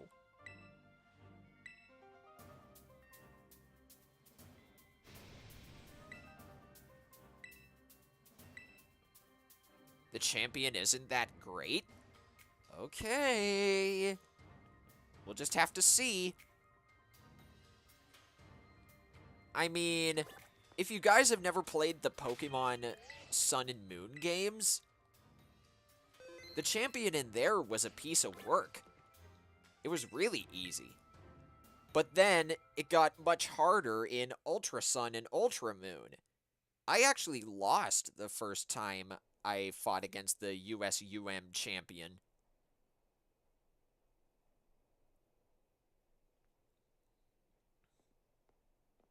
Hello, Miss Geeta. Or, excuse me, La Primera. It gives me great joy that you've managed to make it all the way to the pinnacle of the Pokemon League. The final test is a battle against me, the top champion. To pass, all you need to do is win. But before we get started, I should apologize for one thing. You see, I have a trait that some might say is inappropriate for the league chairwoman. I am utterly incapable of holding back when it comes to Pokemon battles. Maybe that's why nobody's passed this test recently. It's a bit of a problem, to be honest. But you might manage something wonderful, like Champion Nemona did.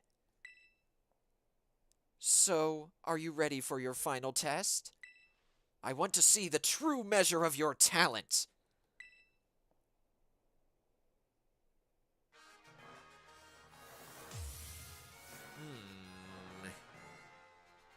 Alright.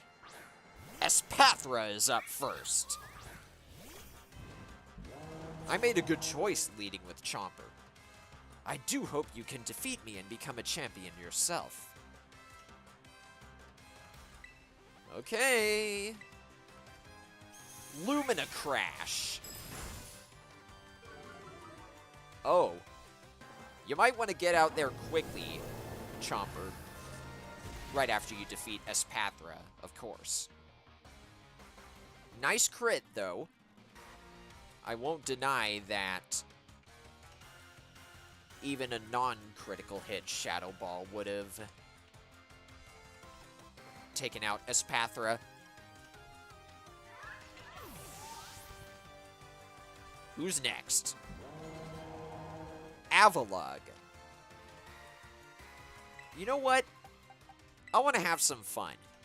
I want to take down all of Geeta's Pokemon with a different one of my Pokemon each time.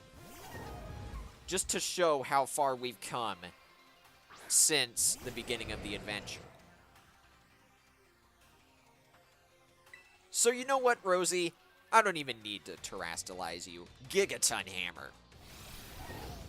You got this, girl. Avalanche. Shrug that off and keep going. I know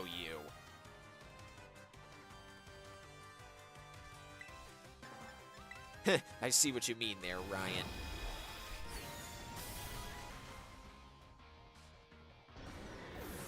Down goes Avalugg. Sorry, I had to stifle a yawn there.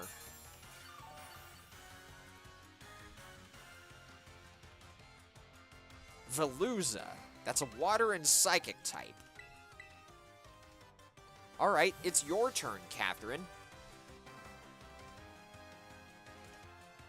And yes, I realize I might have signed myself up for danger if Melody ends up going out against a Pokemon she can't defeat. But for now, we're fine.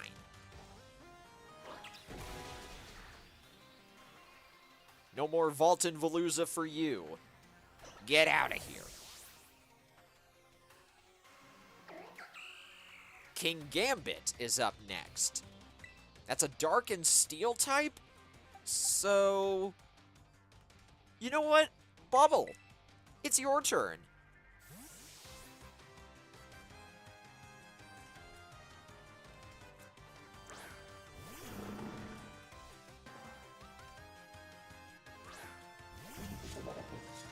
That's what Kingambit looks like.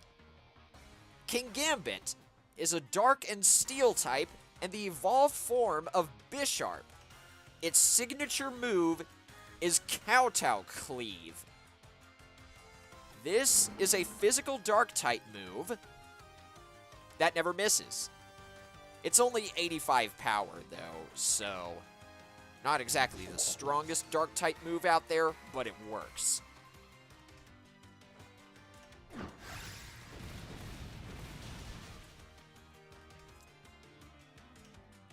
I was taking a gamble using Earthquake there, but now that I know it worked, let's use it again. Good job, Bubble.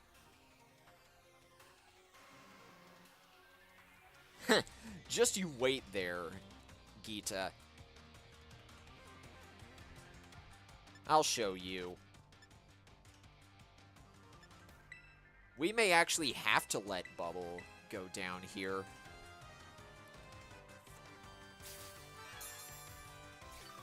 That's also true, Ryan. It's good.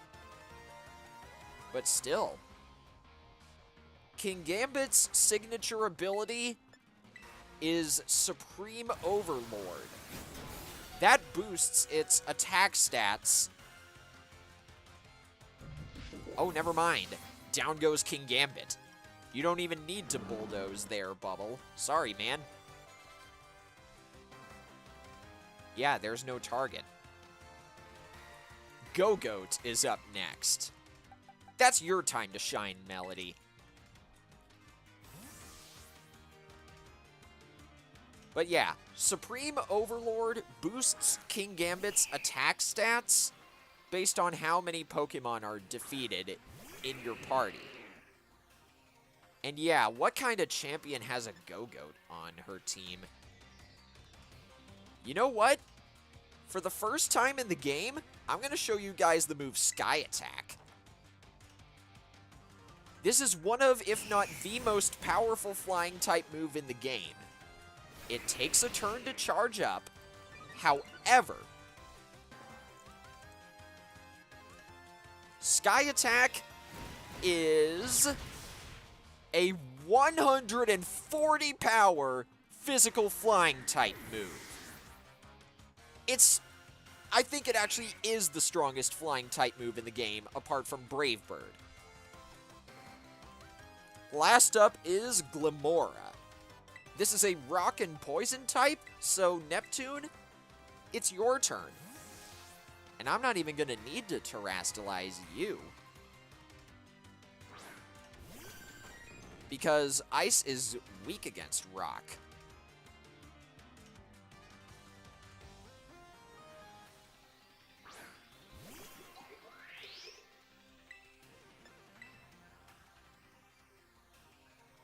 Glimmora's ability is a reason why you say Champion Geeta isn't that great. Oh wait, I know what you're talking about. Glimmora's ability is Toxic Debris. When hit with, I believe, either a physical attack or an attack that makes direct contact, it scatters toxic spikes. Let's find out if special attacks trigger that too. Nope, just physical. And good job on the confusion there, Neptune.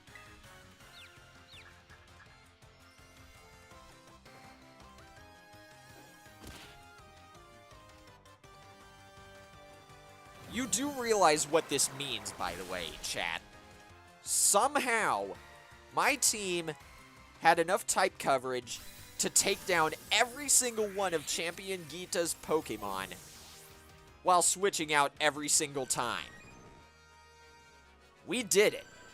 Not a single Pokemon was lost in the Elite Four.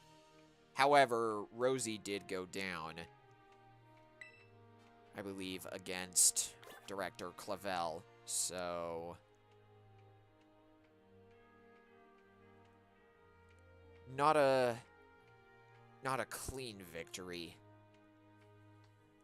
but a victory nonetheless.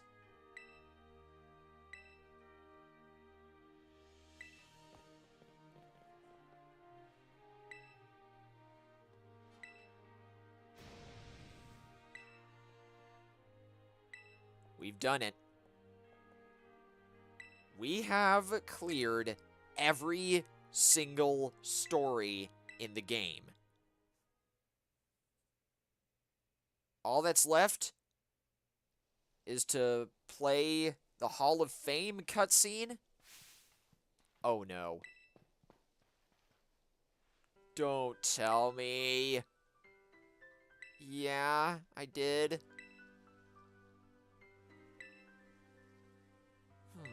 Don't tell me, please. Oh, come on! Don't you dare, Nemona!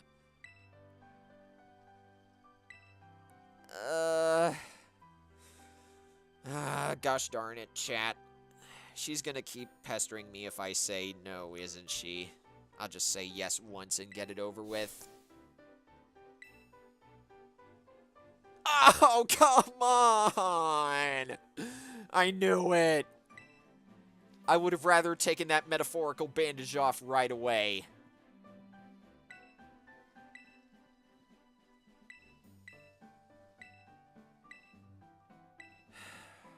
Whatever.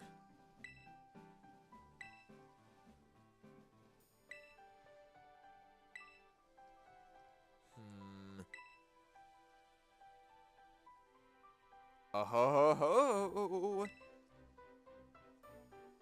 Where we had our first battle.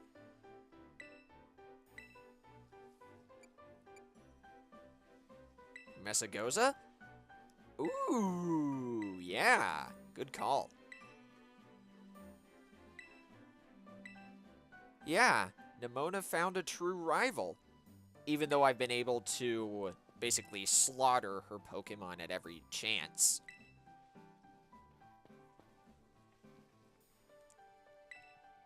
I think, before we go, I think I need to change my Pokemon's moves again. I'm gonna stop with the whole status condition garbage. I'm gonna hit Nemona with everything I have as well. She's gonna learn to not mess with me. It's about time. Alright? Okay. We are removing Yawn in place of the move Overheat. This is the strongest special fire type move in the game. However, it also harshly lowers the user's special attack stat. Neptune is no longer going to learn Aurora Beam. No. He's no longer going to use Water Pulse. It's time for Hydro Pump. And yeah, that's right. Overheat is basically the same as a fire-type Draco Meteor.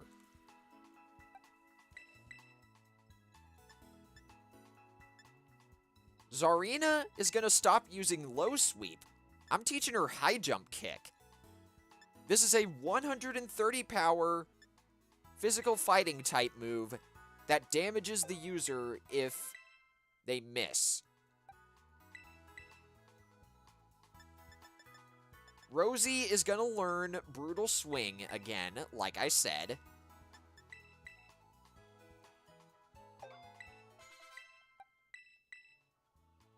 Bubble is gonna learn Sludge Wave.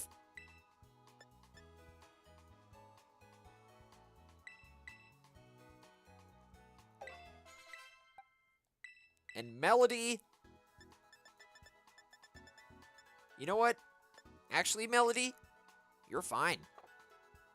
I've already made you as powerful as you can be. It's settled. We're gonna go back to Mesagoza and teach Nemona once and for all to stop messing with me.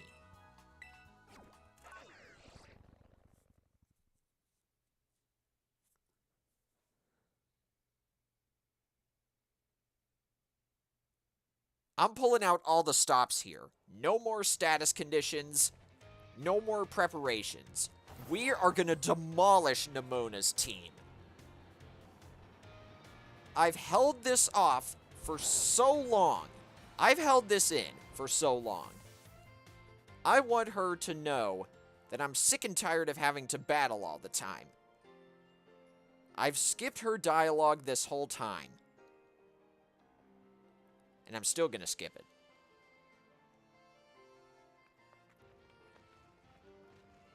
Watch Nemona have the perfect counters to my team. Oh, please don't say that into existence, Ryan.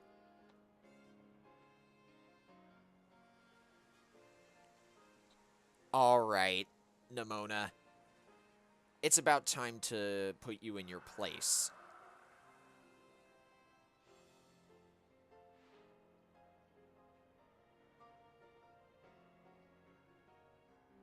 Our final battle. Let's make it the most fruitful one yet.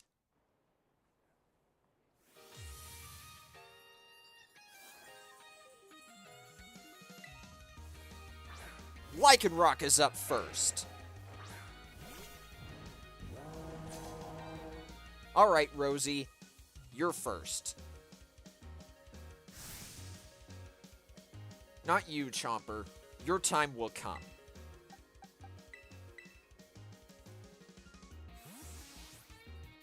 Nemona, I hate to say it, your character design looks great. However, you might have to be the most annoying rival I've ever met. All you care about is battling.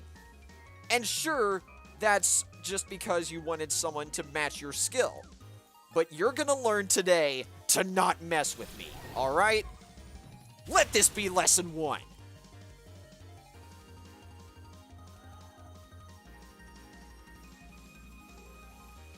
Alright. Send out your next pitiful Pokemon so I can absolutely demolish it. Orthworm. Alright, Steel type. Bubble, it's your turn again.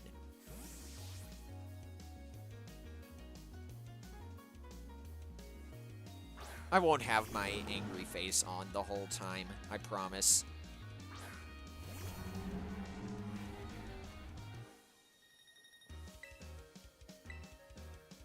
Yes, I know that, Ryan. I'm just trying to prove a point here. Oh no, I've made a mistake. Get out of here, Bubble. I forgot Orthworm's signature ability makes it immune to ground. So I have to use Chomper twice in this battle. At least fire resists steel. She may have good counters, but you're forgetting one thing. I'm cracked. Absolutely stacked. One might even say, jacked. Haha, the triple rhyme.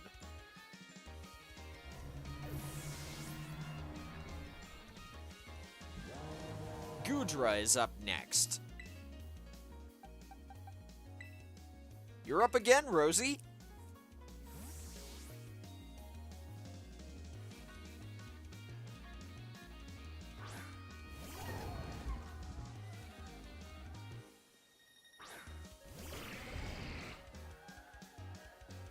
And yes, chat, I am aware about Stealth Rock by the time Nemona switches back to her starter, Meowscarada.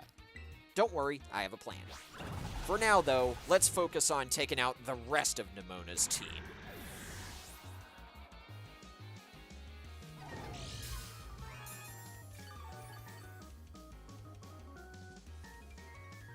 I also like this really fast-paced music for Nemona's battle theme remix. Oh, check that out. This is a weird way to find this out. The Pokemon Dunsparce has a really rare chance of having 3 segments instead of 2. Larry's Dunsparce had 2 segments. And yeah, Dunsparce also used the move Coil, which raises its attack, defense, and accuracy all by 1 each. Drill Run. Alright, you know what? I think I know what it's time for.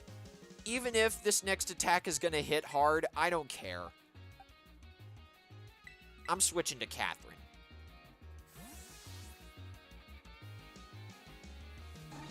You know, for a time, I had thought about giving Catherine the Black Belt item. That's a move that raises the power, or the item that raises the holder's fighting type move power. There we go. Would have made moves like this a lot more powerful. I'm so glad that hit, Catherine. But did you really just use Coil 3 times before attacking Catherine once? Low kick and end this. There you go. Unfortunately, I don't think Melody or Neptune are going to be the ones to take down these last 2 Pokemon. Because Bubbles got to take out Pommet.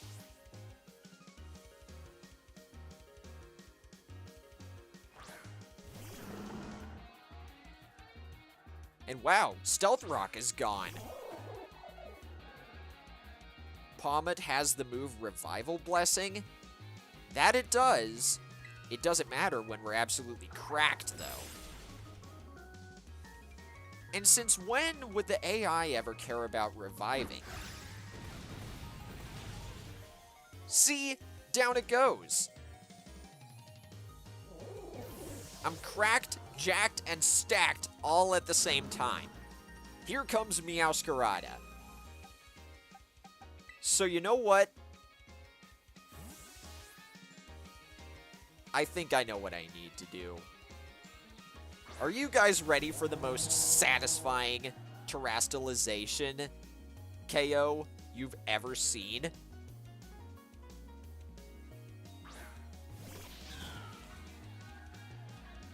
Oh, wait! Then why did Bubble not take damage from Stealth Rock? Either it did, and I skipped the text, or it didn't. No matter. This is still going to be the most satisfying defeat, or opponent defeat, of my life. Get ready to learn why you shouldn't mess with me, Nemona. And you're still gonna terastallize your Meowscarada? That's cute.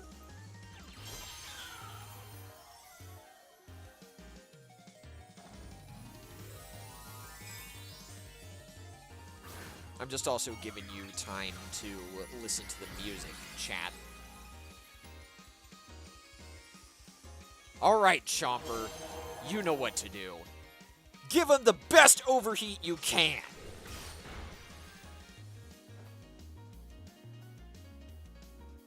Ah, come on! Impossible. Go again.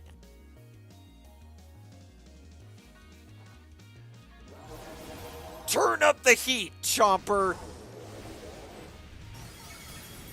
That's right, Meowscarada, and subsequently Nemona. Don't you mess with me! Get out of here!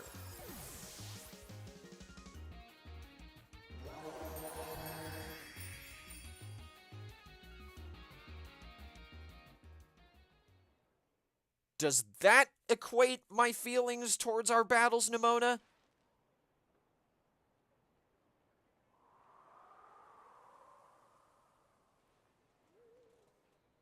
Does that set my message across?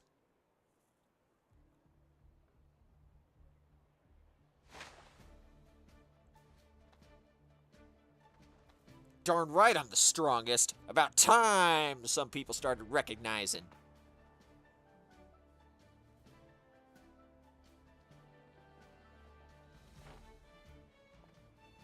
Haha.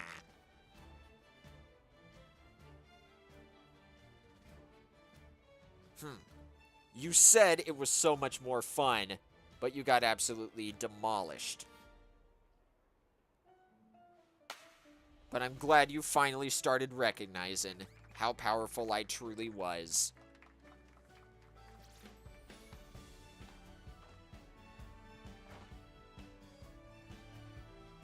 Ready for round 2?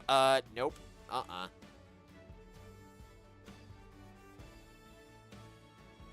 I told you guys, she's obsessed.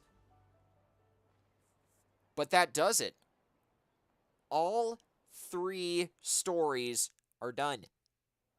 Now all that's left is the finale.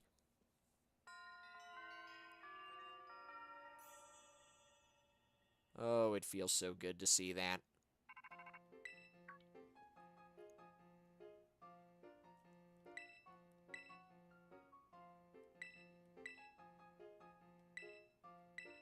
Yeah, what about Area Zero, Arven?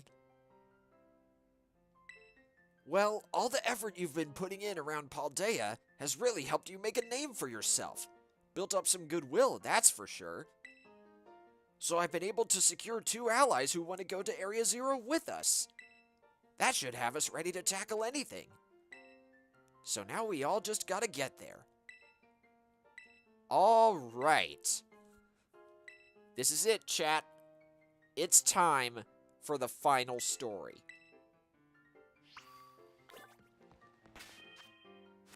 Luckily, everyone's all healed up.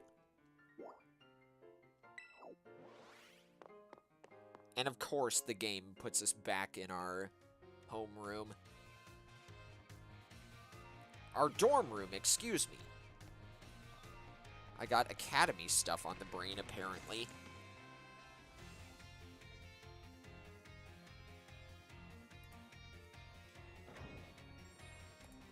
And you know what the best part about this is? Despite all the pop-offs and the loud talking I've been doing, I'm still not tired. I feel like I could go all the way till the end of the final story. That's how much I've been looking forward to this stream. The final story gets really emotional. Okay.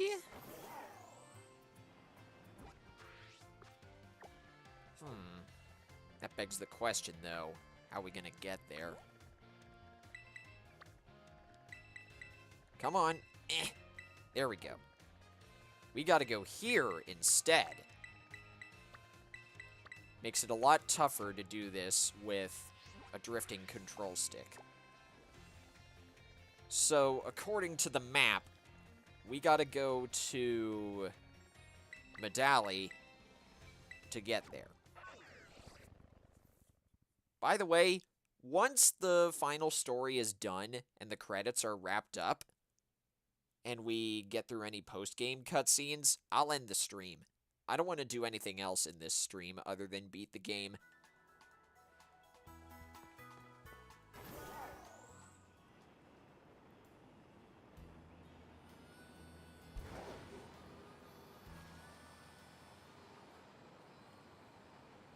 You do have a point there, Ryan. The map does get pretty confusing. Also, what the heck is up with these deerling? Who knew they were they were related to the Pokemon Skiddo.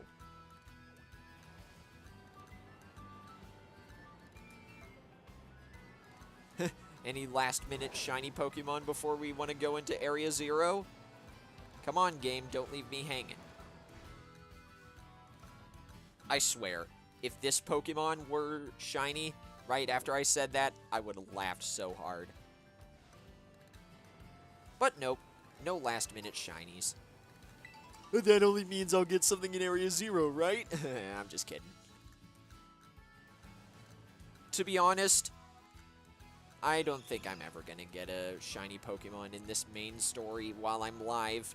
I have terrible streamer shiny luck.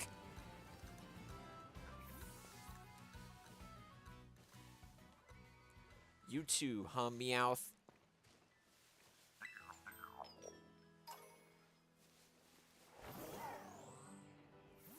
Like I've said before, I have found full odds shiny Pokemon on my own time. It's just different when I stream. It's just not the same, you know?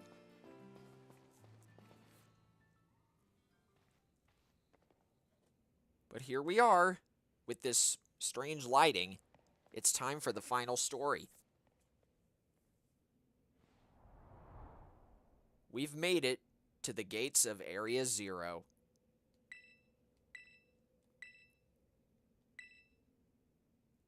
Area Zero is apparently where Miraidon was born?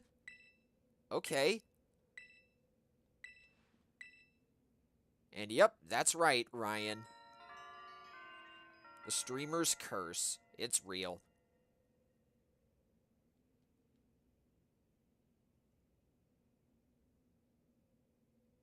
What I find really funny, though, is there are other Pokemon content creators who didn't find a single shiny Pokemon until Area Zero. I know Etz found a shiny Corviknight in this part of the game.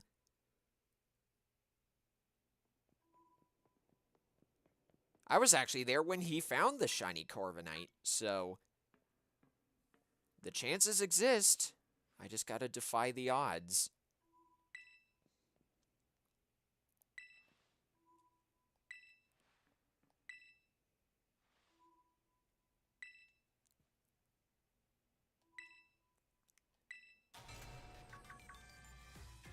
Oh, I wonder who got the electricity up.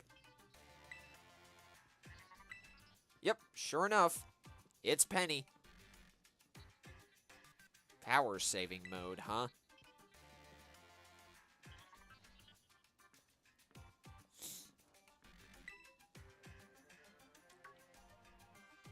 Sure enough, Arven did say he gathered people like Nemona and Penny to help us out. And I guess they don't like her. Or they don't like each other. Excuse me. Sorry about that.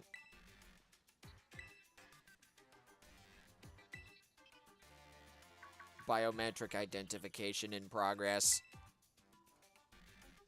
Oh, hey, it's the professor.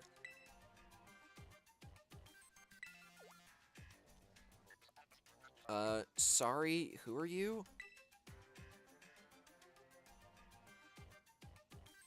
That's my dad. Probably.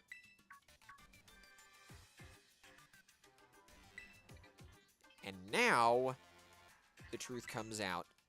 I thank you for coming.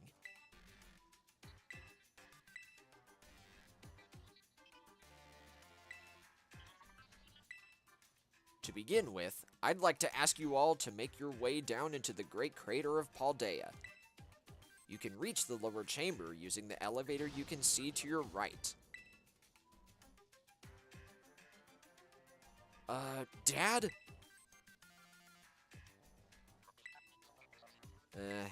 Nope.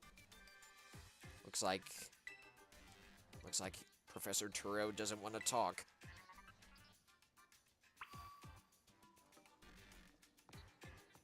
You guys coming?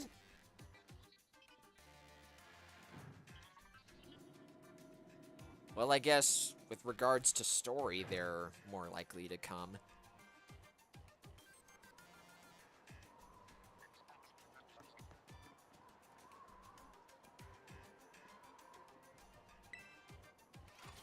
Huh. That's pretty strange, Ryan.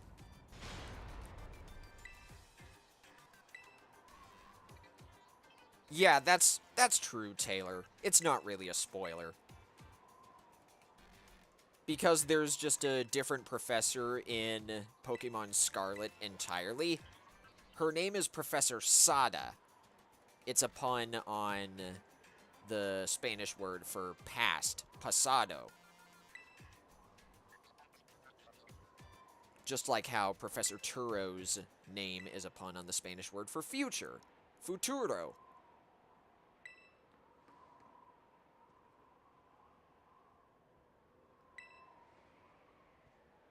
But then that begs the question, how does Professor Sada fit into this game, if anything?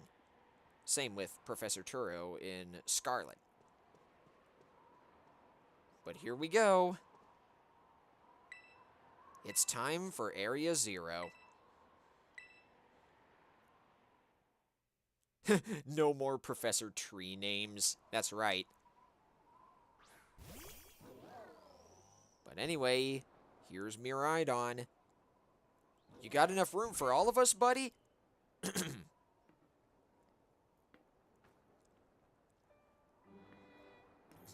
I guess he's scared.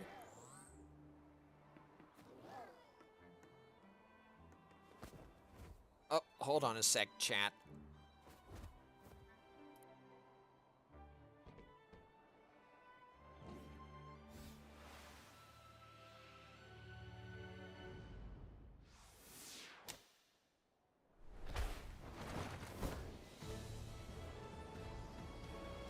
I also like how we're the ones to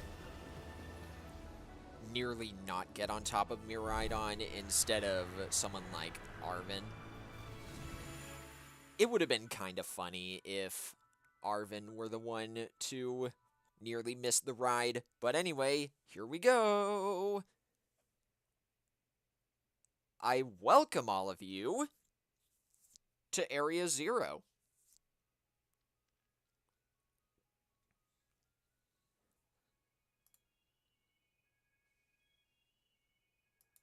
Don't worry, chat. There's music here. We just have to actually get going first. And now I'm back here again. I think I might have died once or twice there. Oh, what's wrong, Miraidon? A little scared to get moving? I don't blame you. It chose to go back into its ball? It's probably just hungry or something. Wait a second, where's the student council girl? Nemona?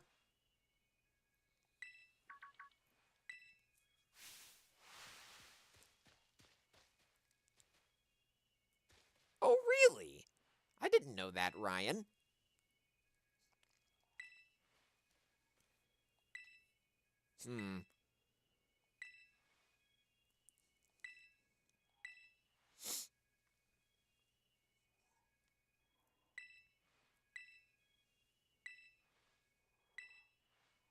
So, what's the deal, Professor Turo? We gotta unlock the door? On your way to me, you must visit 4 research stations that were constructed inside the crater. So that's what they look like. Okay. I guess we'll keep a lookout. Let's get going. And I also like that 4th wall break Nemona was saying earlier. Didn't slip past me, game. But here we go.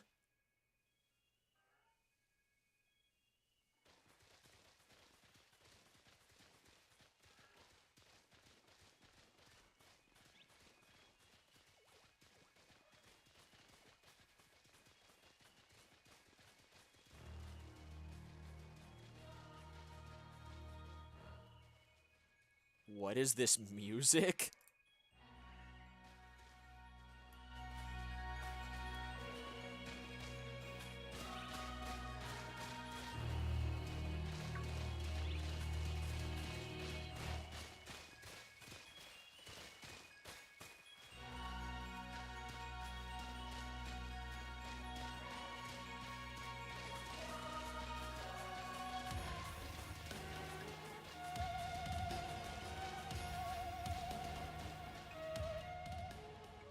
Chat, I know this sounds crazy, but I dare say this might be my favorite song in the game.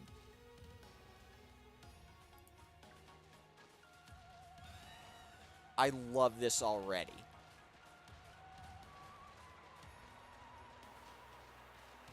And even in an area like this, I can only assume I'll still have some kind of chance to encounter a shiny Pokemon. I've seen other streamers do it before.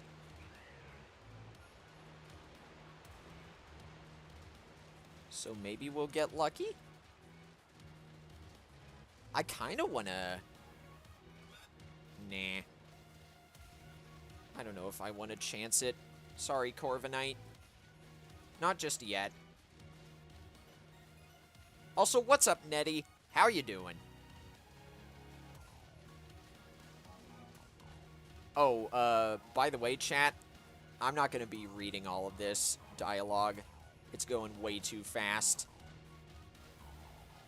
Everyone's just introducing themselves to each other, or themselves. The song gets kind of repetitive after a while.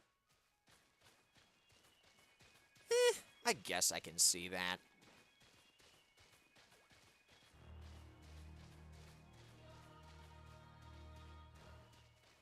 That is true, but like I said, it's really fast. I didn't know if I'd be able to read all of it.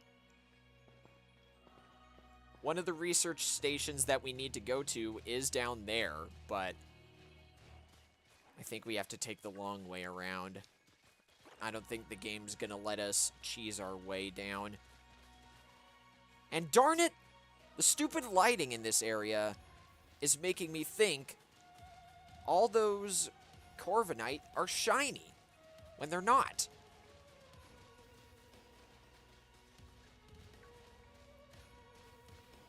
It lets you slide down? Okay. I'm glad you told me, Shiny Gamer, because I wouldn't have noticed. But anyway, here's station number 1.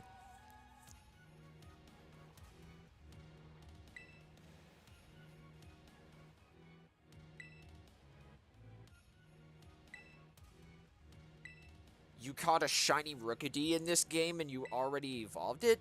Nice one, Nettie. Oh. I've already said this before, Penny. This is a Glimmora.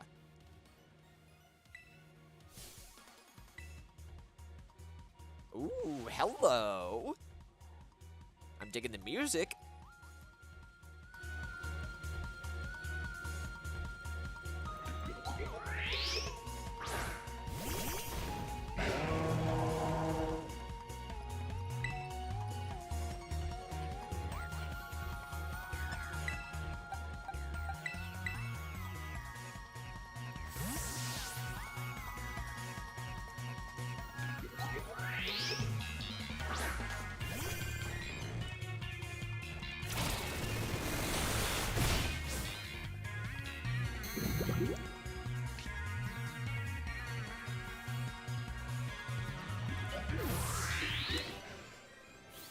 And wow, Nemona, you didn't even need me to take that down.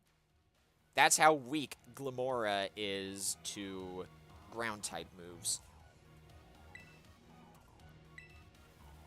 And I don't really need to fight against Braviary, Ryan. Besides, the game sort of dragged me into a cutscene anyway.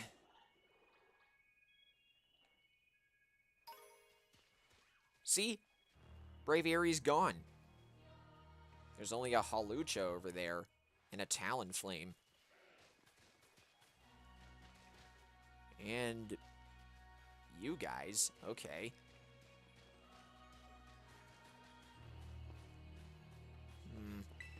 Oh well, here we go. While this is going on, I might as well look for a raid target.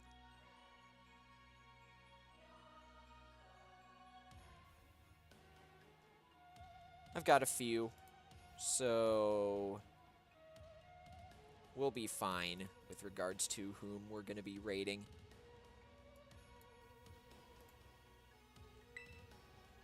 Luckily, they'll be live whenever I stop streaming.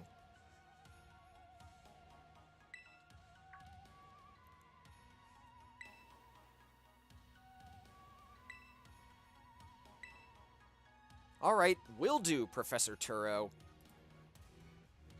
So we gotta disable... We found a Duskstone somewhere?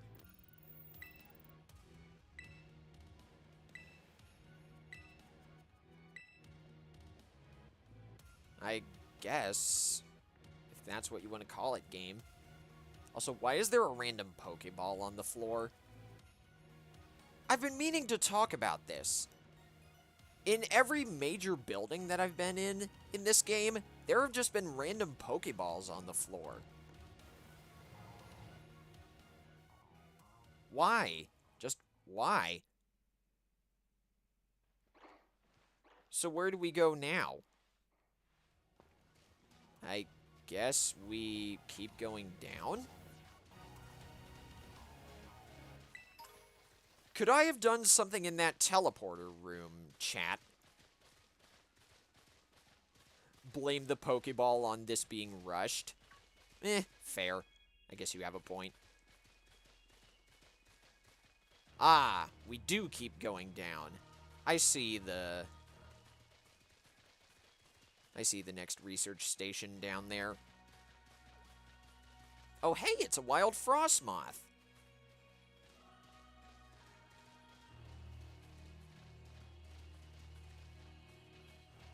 Those teleporters let you leave Area 0?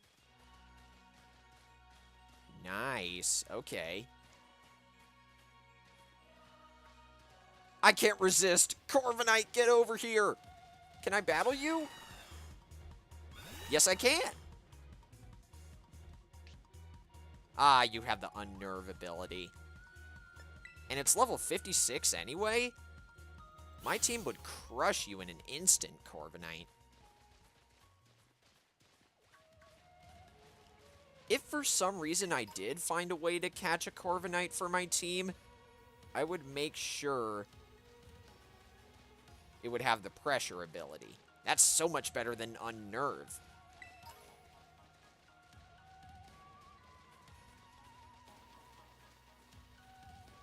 Those teleporters can take you to the other research stations as well. Nice.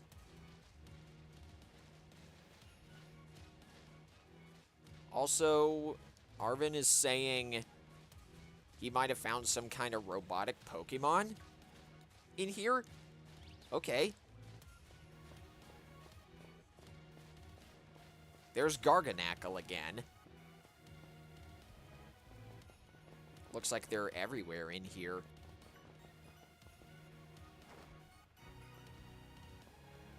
Oh yeah! Iron Treads! That's true. And I guess we gotta go this way if we want to progress.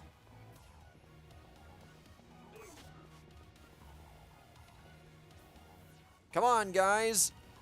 The rocks are fine.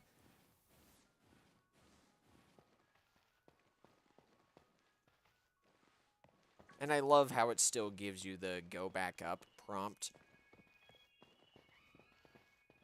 You guys aren't hurt, are ya?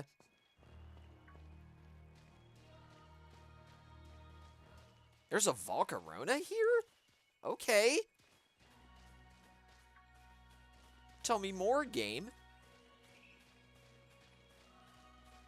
Yeah, in this darkened area, I can tell those Corviknight aren't shiny.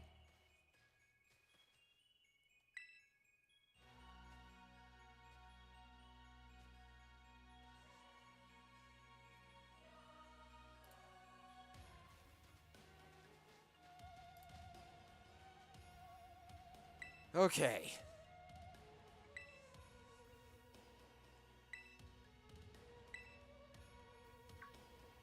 Now what? Oh, hey! That ain't no Delibird, Penny. Whatever it is, it doesn't look friendly. It is kind of cute, though.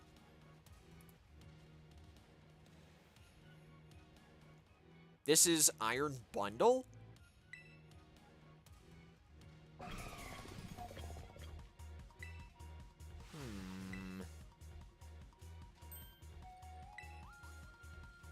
Oh dear. I did notice Iron Bundle's head was rattling around there. That's a pretty sick cry, though. Can you take out Iron Bundle for me, Chomper? It's a water and ice type? Oh. Let's hope it doesn't have the gall to hit Chomper with it. It's really fast, too? Oh boy. Say no more. We'll take this down quickly. Ice Beam. It's a really good thing, Iron Bundle. Targeted Umbreon, then. Down it goes. Part of me wanted to catch Iron Bundle, but I have a feeling that was a scripted battle. Was it a scripted battle?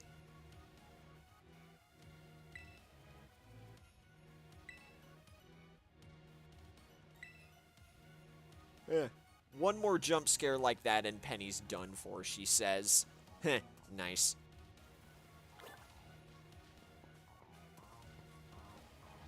Oh, geez. That's a wild Farigiraf.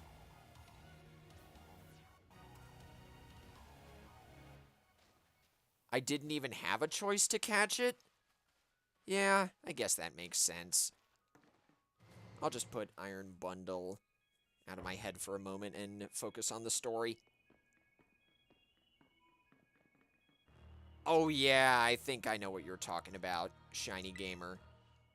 I've already evolved the Pokemon Finizen for my Pokédex.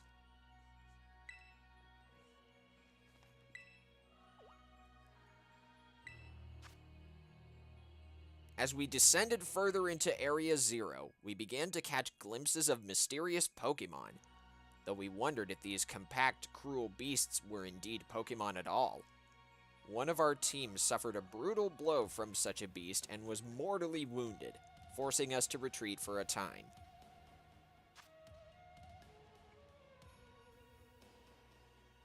Oh, that's cool.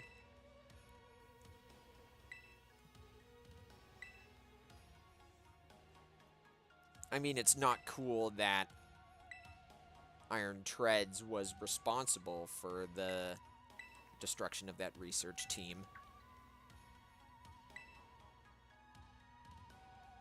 Some of the life forms that you see residing now within Area Zero are future Pokemon that lived in a distant day we have yet to see.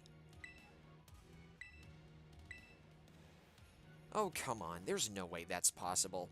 Also, what's up, Mitri? How you doing? We're in the middle of the final story of Pokemon Violet.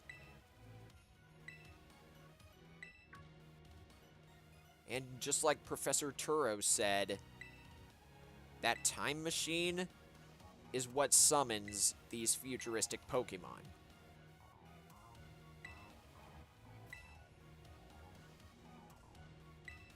Oh, you can't even return to the present from it.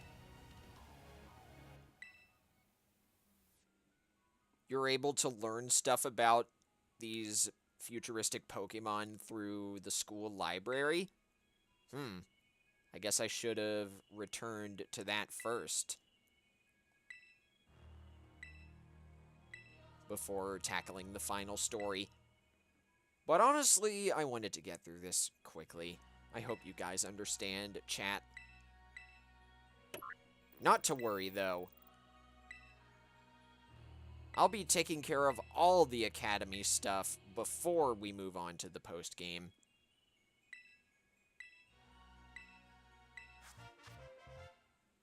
And wow, we got the Violet book already.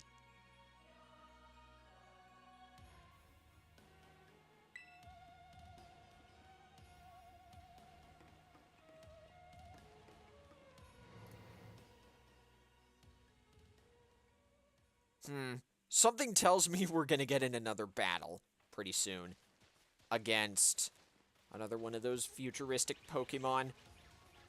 What's it gonna be this time if it's not Iron Treads? Or Iron Bundle? I guess we'll find out. For the record, by the way, those two future Pokemon are the only ones in this game that I've seen. I know there are more, I just haven't seen them yet.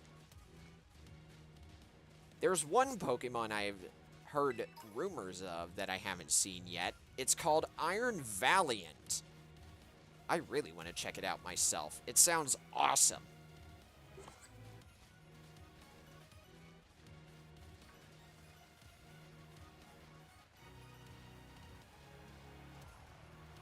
Iron Bundle will be appearing in the wild now? Oh, cool. So I guess those battles are the ways you get to see the futuristic Pokemon for the first time. The only way to catch Iron Valiant is after the final story? Oh dear. Well, good thing you let me know.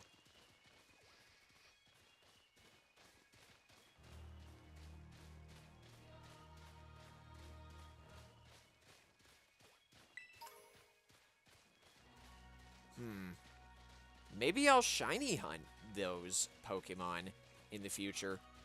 Can these Paradox Pokemon, as you're calling them, be shiny?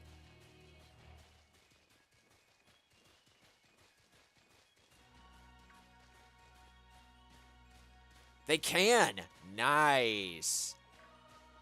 Well, I know what I'm going to be doing once I get the shiny charm in this game. By the way, I have yet to determine if I'll be streaming my completing the Pokédex. But if I do, then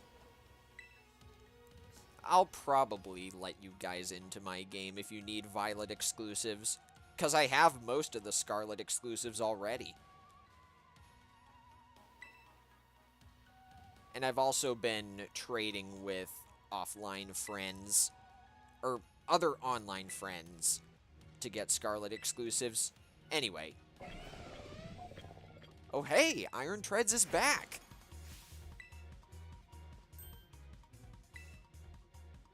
How have you been, buddy? I already know what Iron Treads is. It's a ground and steel type Pokemon.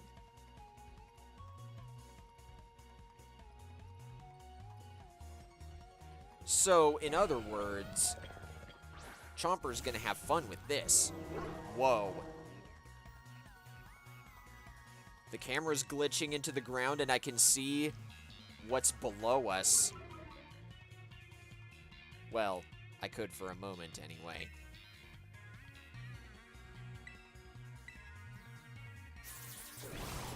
Yes, I've already fought Iron Treads, Ryan. I've already caught it, as you can see. And I already know about the replacement for Iron Treads in Scarlet version. It's called Great Tusk. Great Tusk is a ground and fighting type Pokemon, and it's much more physically capable compared to Iron Treads.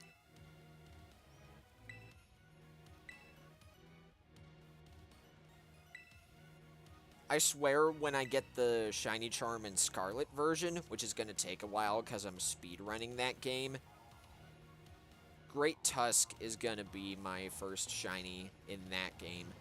Or my first active Shiny hunt. Also, what's up, Mom Moon? How you doing?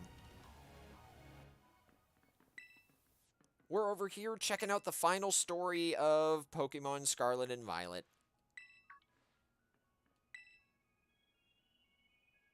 I've just been thinking ever since the professor mentioned that time machine. The Pokemon here in Area Zero came to our time from the future, right? So what about Miraidon? Isn't it pretty likely that it's also one of those future Pokemon? Yeah, I guess so. And yeah, if you're dehydrated, you gotta drink some water, man.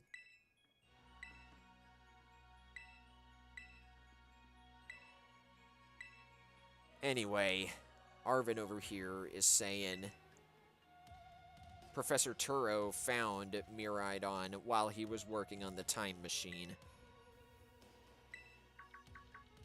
And there's the professor. Miraidon, which I entrusted to Cole, was the first Pokemon that was successfully retrieved from the future by the time machine. Seriously? Through analysis of its genetic makeup, as well as its behavioral patterns, I came to realize that what I had discovered was in fact a futuristic form of Cyclizar, the Pokemon commonly ridden in this region. Oh, that's cool. Yeah, they do look alike.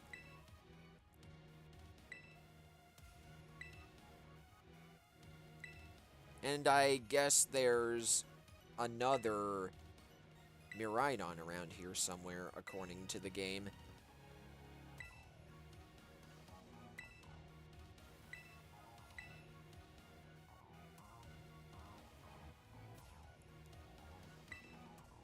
Here's number 3.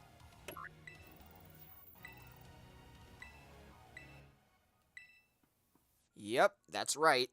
The box legendary Pokemon are just some Paradox Cyclizar. So it can only be assumed that the Scarlet legendary Koraidon is from the past.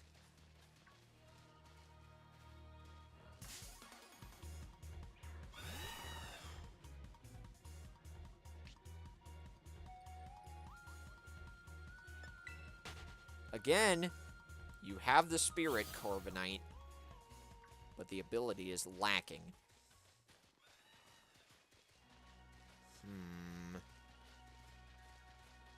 So, are all the research stations outside, or is one of them in here? Overworld logic would denote that by placing us right in front of this cave, we would have to go in, you know?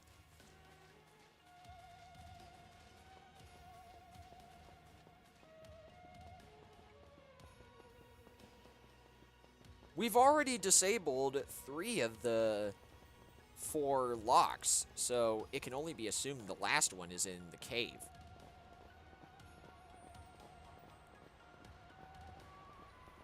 Hey, look, chat, you're right. There's Iron Bundle. I say we catch one.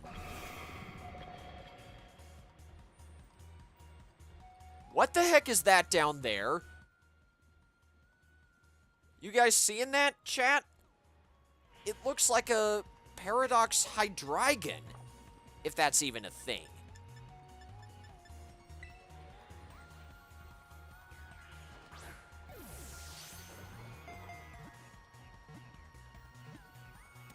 Wow, first try we caught Iron Bundle.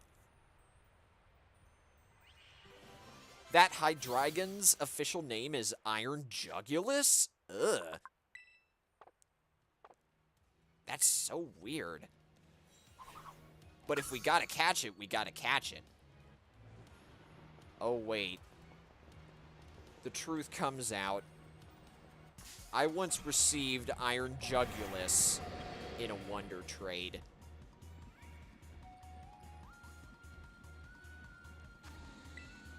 But now I finally have one for myself.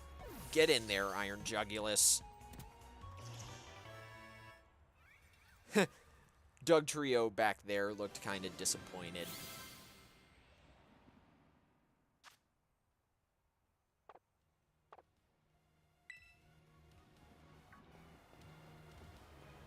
According to its Pokédex entry, it's the offspring of a robot and a normal Hydreigon? Ew!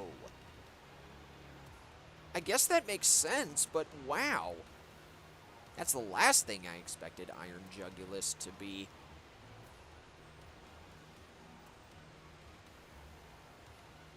That sounds like something from Monty Python. Yeah, it kinda does.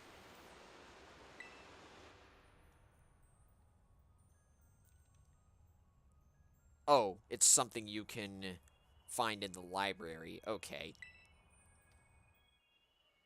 And down there is the final research station.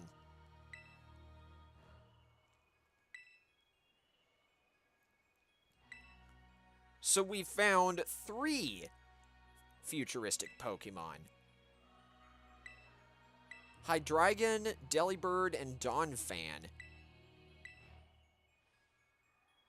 And yeah, Penny has a point. Those do look like the Terra crystals we've seen. This whole coming from the future thing reminds you of Pokemon Mystery Dungeon? Yeah, I guess that makes sense. I can see that. Also, I liked how the wild Glamora was sticking to a wall with its head. That's kind of funny to me. The last thing I'd expect, by the way, chat, the last thing I'd expect would be to find one of these futuristic Pokemon in their shiny forms. What if they're, like, all chromed out or something?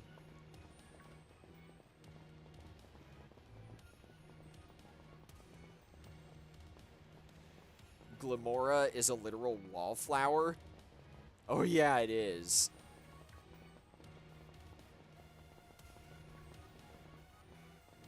Oh, they are chromed out when they're shiny? Nice. That would be a sight to see, I'm sure.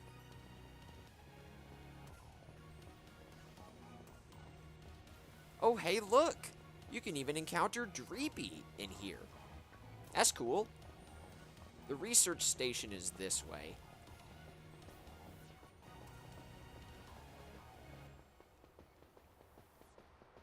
Down there, see?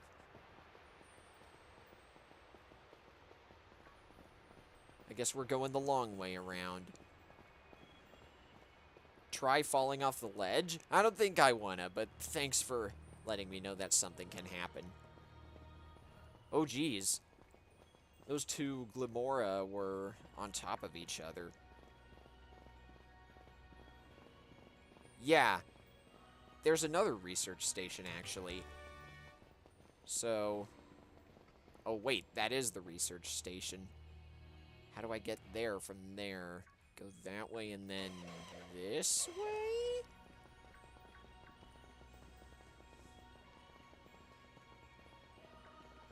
Oh, I went the totally incorrect way. I wasn't supposed to take this detour. Let's try again.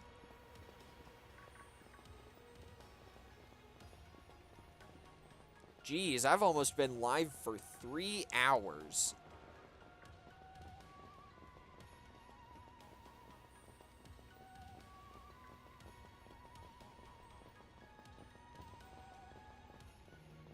I did notice, by the way, the wild Dunsparce and Dunsparce chat. Don't worry. I'm just keeping my eyes peeled for any shiny Pokemon.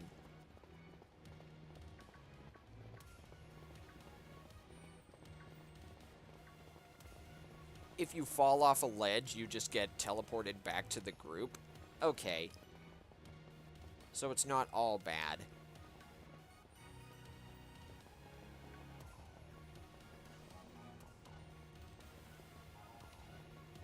Oh, that, Mamoon? This is what it is. It's called Garganicle. It's a salt-based Pokemon. And it's a pure rock type. Let's see what else. That ostrich Pokemon over here is named Espathra. This is Iron Bundle. The flower Pokemon is Glimmora. There's a Dugtrio.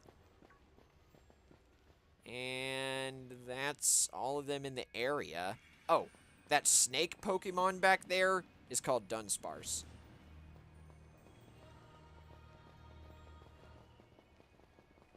But there we go. And this Pokemon has the very strange name of Iron Jugulus, like we've said before. But here we go. This is the final of the 4 research stations. And yeah, that's right. Shiny Garganacl is all orange. And yeah, this whole station is destroyed.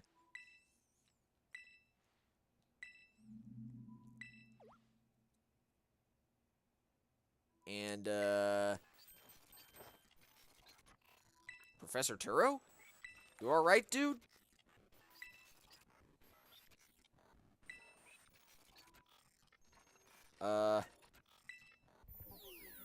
Initiating restart.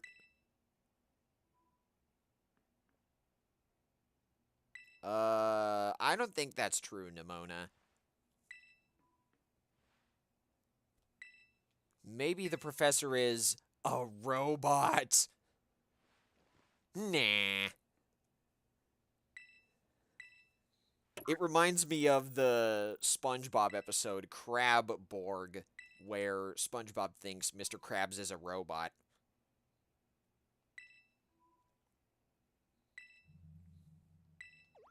And Arvin knows the truth.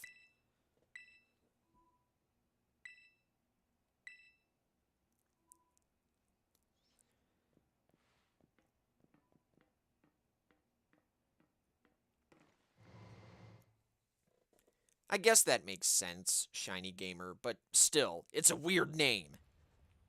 There's no denying that. But now we gotta go to the very bottom of the area.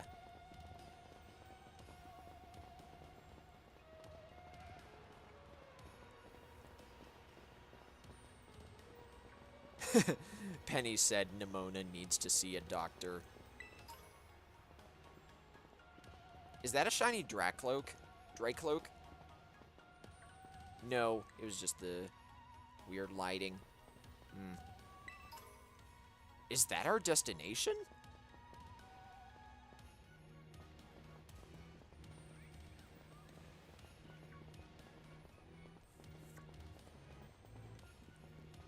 Oh boy, we got a long way to go. Come on, guys.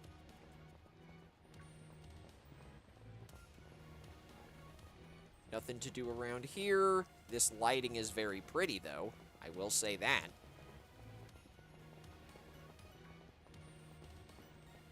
What other iron Pokemon will we find around here, I wonder?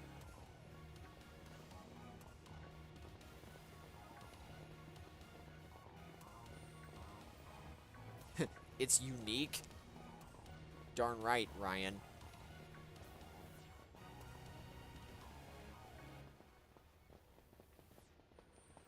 Ugh, the lighting made me think that was a shiny Dugtrio. So many Pokemon here spawn on the other side of the fences and just fall. Oh my. Imagine if a shiny Pokemon fell off the cliff. How disheartening, losing a shiny Pokemon like that.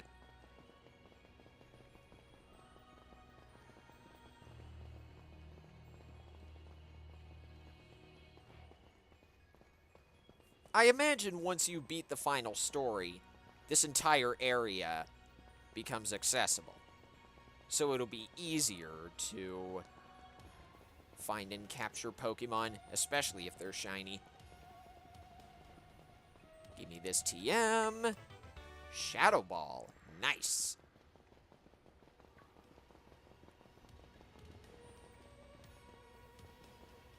Here we are, though. This has to be our destination. What kind of building looks like that. Okay, I'm not going crazy. It was just another iron bundle.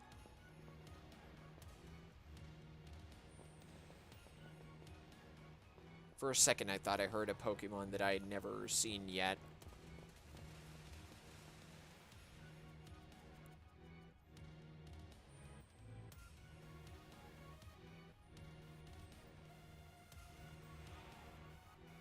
Yeah, there's Iron Bundle in the background.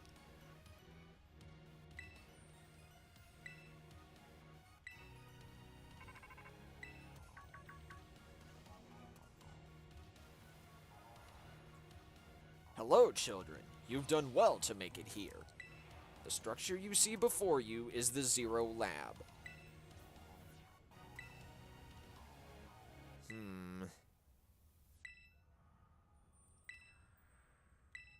Ah, so these crystals are similar to Terra crystals.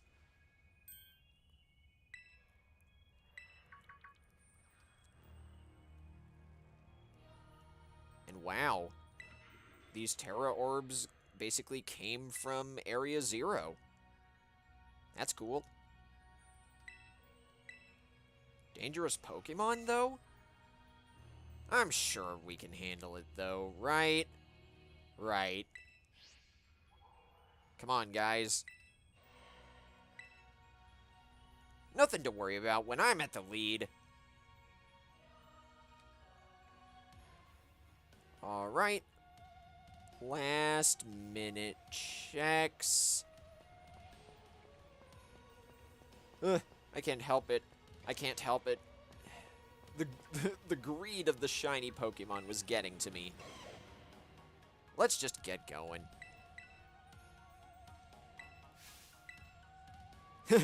Arvin interrupted the text box there. Look, if it's true that a bunch of really dangerous Pokemon might come at us, then shouldn't we also have Miraidon help? Yeah, I guess you have a point. If Miraidon is willing to battle, that is.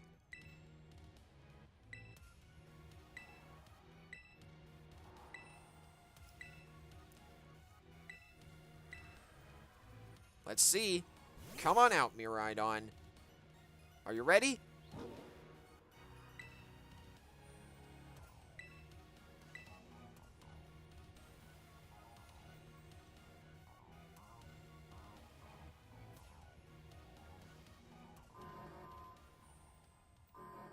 Once again, no music.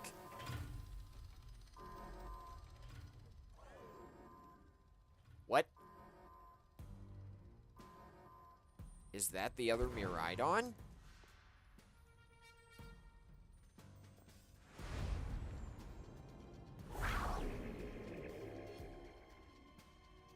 Maybe it doesn't want us being here. And wow, this game is, or this cutscene is really tanking the game. And it turns out number 1 isn't so happy about seeing number 2.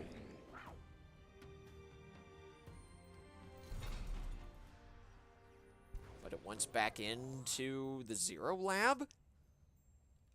Alright. Something's up here. What was wrong with number 1 there?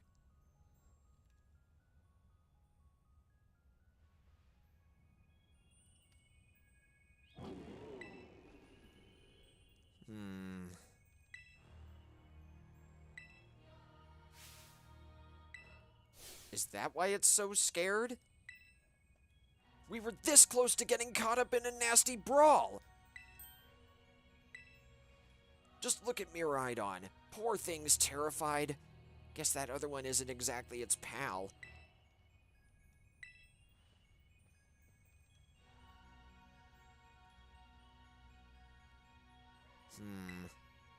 I'm not sure that's such a good idea, Mamoon. But anyway.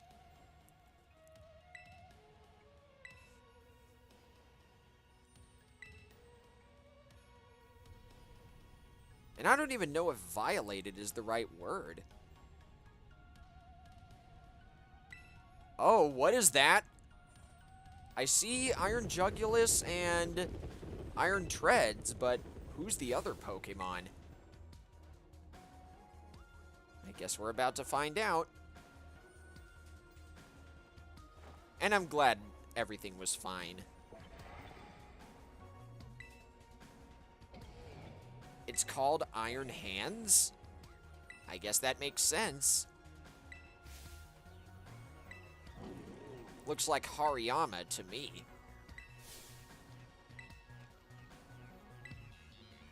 Iron Hands is an electric and fighting type that's based on an athlete? That's funny. Alright, though. We gotta take out this Iron Treads. And fast.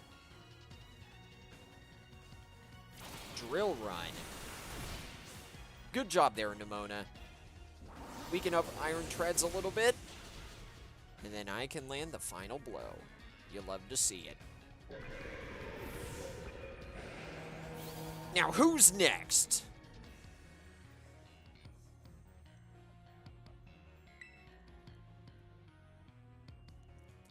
Iron Hands has a fantastic physical attack stat and is really good with Terra Raid battles. I may need to catch one then.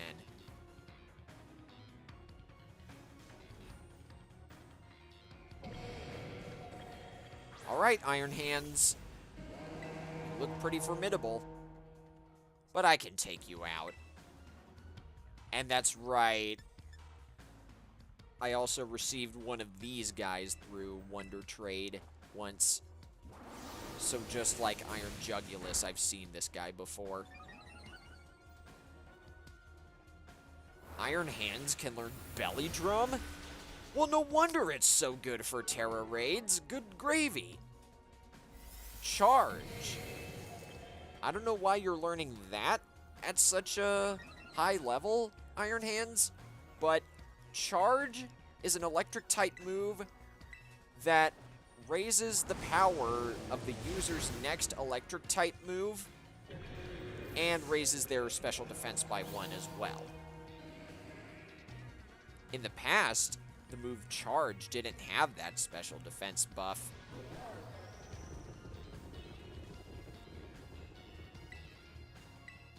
But I guess all that's left is gonna be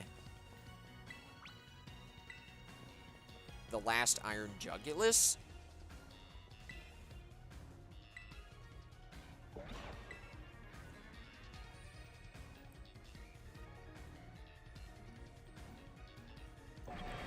You hold it off for a moment, Arven. I'm gonna switch to Rosie for this. And yeah, Nemona and Penny were gonna go after those 2 Iron Hands that ran off. But yeah, it's time for Rosie to finally get a turn. She's over there. Just give it a second. Use Play Rough.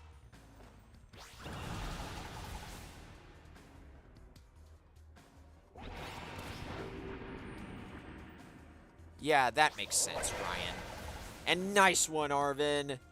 Good job on landing the final blow.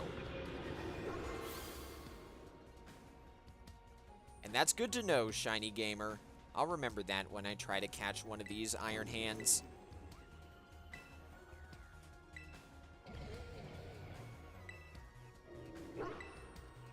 And, I don't know if you want to battle Iron Hands with a Dark type.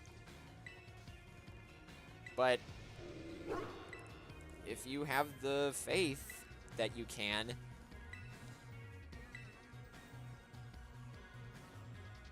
And nice, Arven's giving Miraidon a pep talk.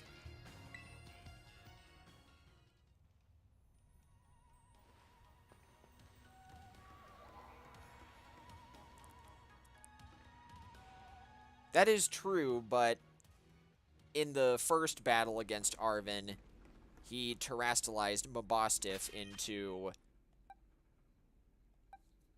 a dark type. And no worries, Mamoon. If you gotta go, you gotta go. I understand. So yeah, see you later. Thanks for stopping by. Big reveal time? Oh boy.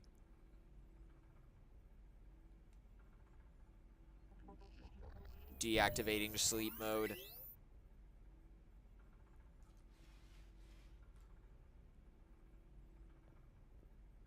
Hello, Cole. Thank you for coming.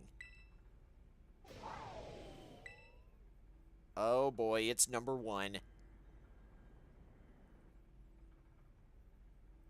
A Master Ball?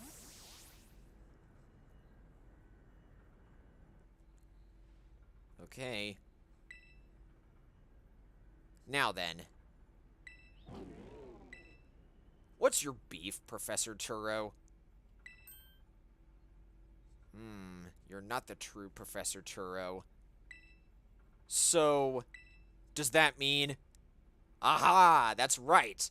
He's an AI the Professor created, imbued with his memories and knowledge. In short, I am an AI-powered robot. So I was right! This Professor Turo really is a robot! The real professor passed away during the incident that destroyed Research Station Number 4. The incident? The Pokemon was not to be blamed. It was the original professor who failed to accurately judge its full power. I believe the professor wanted nothing more than for this Miraidon to survive and thrive. That is why he threw himself in front of your Miraidon in an attempt to protect it. From the time I first reached out to Director Clavel and asked to be put in contact with you, I was never more than an AI. Cole, the reason I asked you to come to me is because I have one last thing to do here at the Zero Lab, and I desire your help. What? Why? Oh wait, I know why, never mind. That's how all those futuristic Pokemon are getting here in the first place.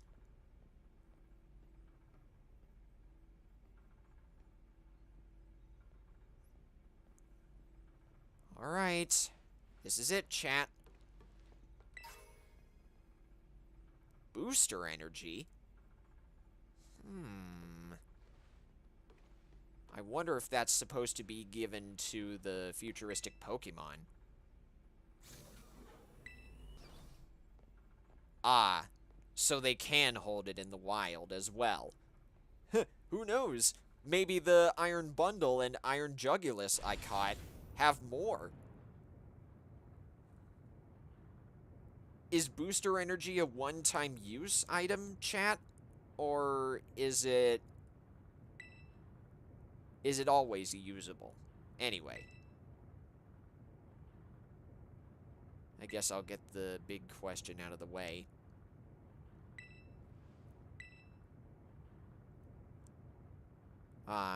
So the professor imbued this robot with basically his own being.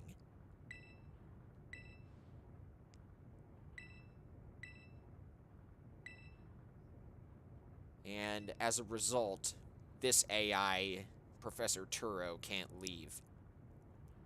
And booster energy is one-time use? Okay. That's what I thought.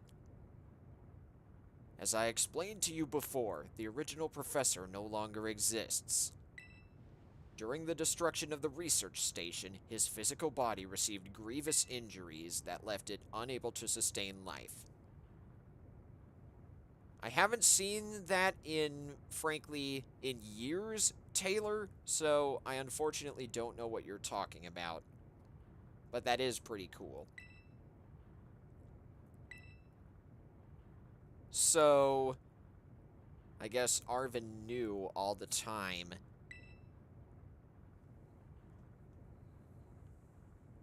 that this was a robotic Professor Turo.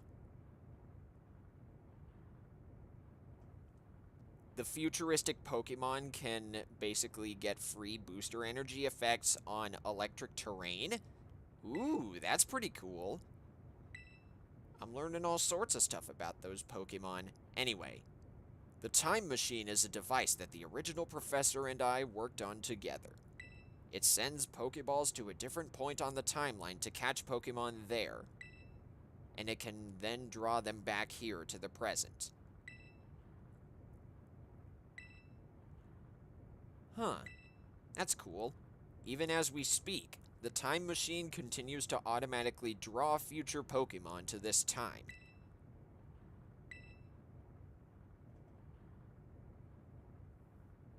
The past Pokemon get it through harsh sunlight.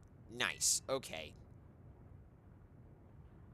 Now then, the original professor had a dream of a world in which future Pokemon might live alongside present-day Pokemon in harmony. But these Pokemon have gained a strange power due to their adaptations in the distant future, and this power has proved too terrible. Their very existence brings destruction to the ecological balance of this current age. The original professor would say that such destruction is a natural part of life.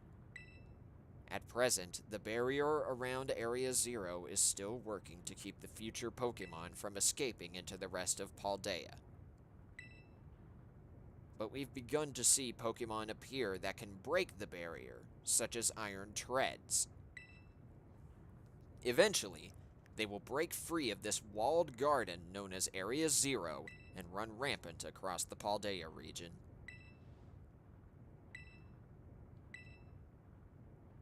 I cannot seem to find the logic in allowing such a tragedy to occur.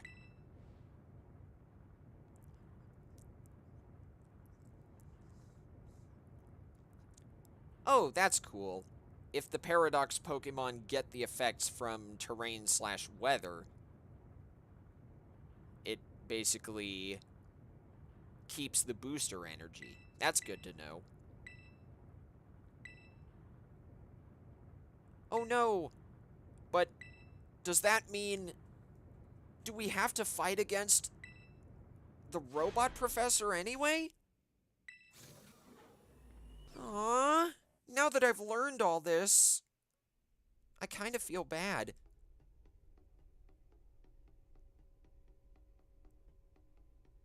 We do? Oh. What a way to be revealed that, in this case, I'm just going to call him by his official name. What a way to be revealed that AI Turo is the final boss.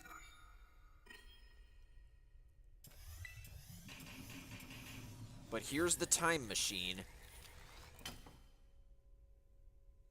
It's pretty much safe to assume that AI Turo is the final boss, right? Right.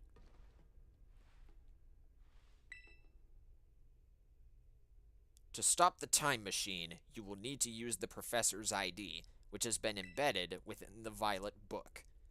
It was very like the Professor to put the final key we would need in that book of all places.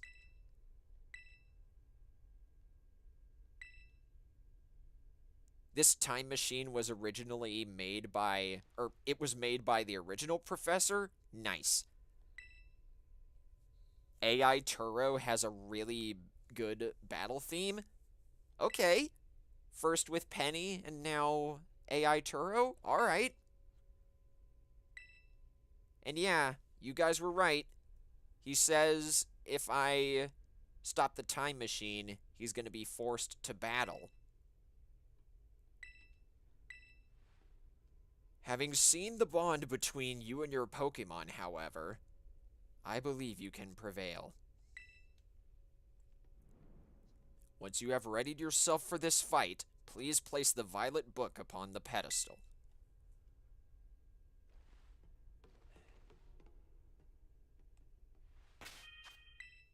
The remaining Paradox Pokemon will be here. Okay.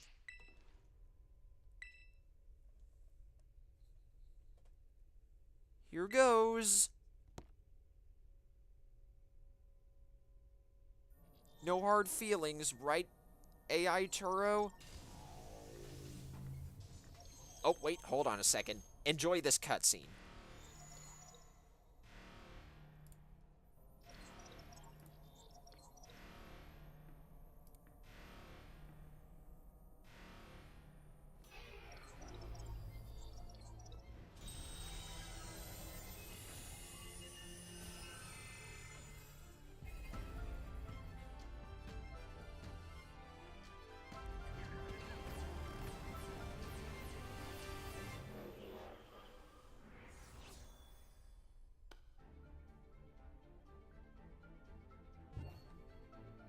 At last, my dream with this is within reach, and you're not getting in the way.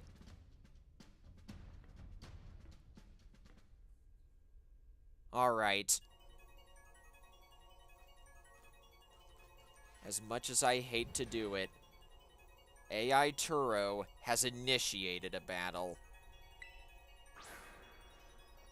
Who's up first? What on earth are you?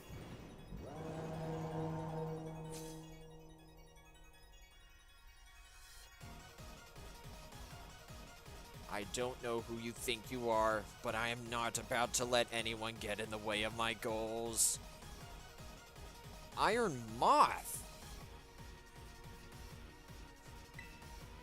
Bug and Steel?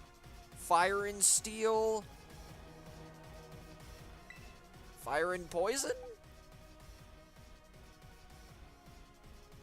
I don't know. I'm just throwing things out here. What could it be? It is Fire and Poison? Alright, Bubble. Go in there and show him a thing or two.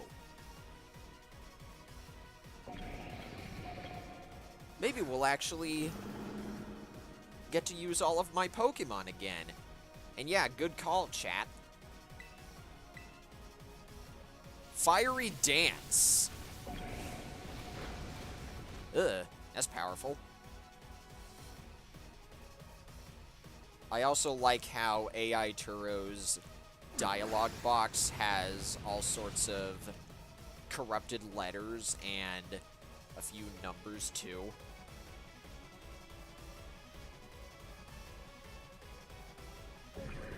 Down goes Iron Moth. Iron Thorns. I kind of want to stay. What could this be? Oh geez, it's a Tyranitar. Surely another Earthquake will work, right, Bubble? You're not staying out there for very much longer, Bubble. It's a rock and electric type? Yeah, I made the right call. Surely whatever is up next can be defeated by my other Pokemon, though. Iron Bundle, sure enough. I think it's Rosie's turn.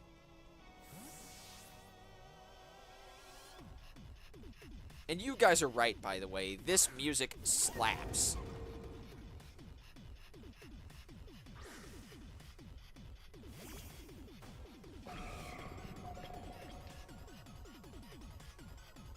It would be kind of cool if our text boxes also had a little bit of corrupted text as well, but I guess it kind of makes sense that only applies to AI Turo's dialogue. Water Pulse. That's not gonna hurt, right, Rosie? Right. Good girl. Down goes Iron Bundle.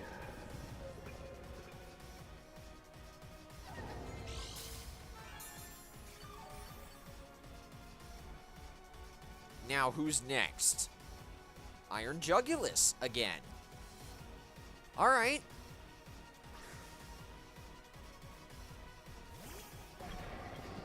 You're staying in, Rosie. Play rough.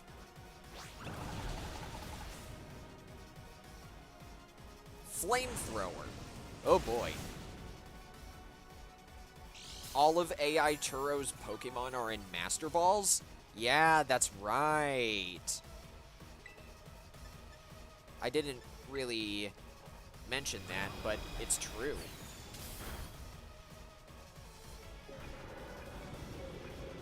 There's gonna be a timed battle soon? Okay, thanks for letting me know, Taylor, but please don't spoil it other than that. Oh, Iron Hands. I guess Rosie can take it out since it's part fighting type.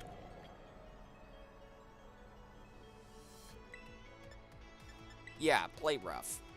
Fake out. Oh dear.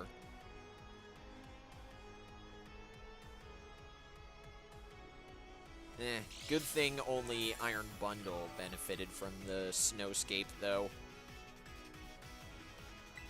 Play rough again, Rosie. Do it. Jeez, this thing is beefy.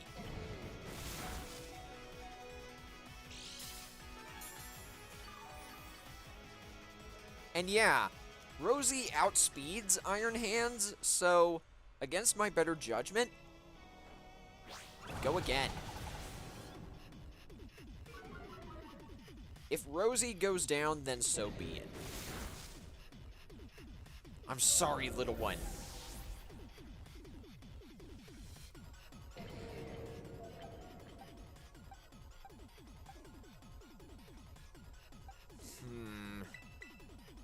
I'll send Chomper in for this one. I have a plan.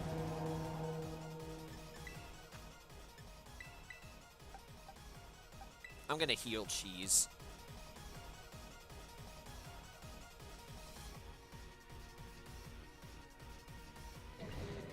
Is that what Iron Valiant is? Okay.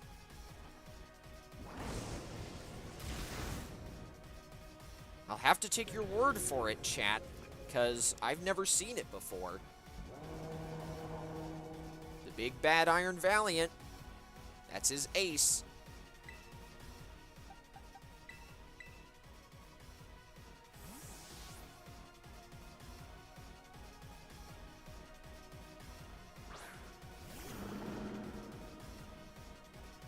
Everything is proceeding with my expectations. I'm afraid the probability of your winning is 0.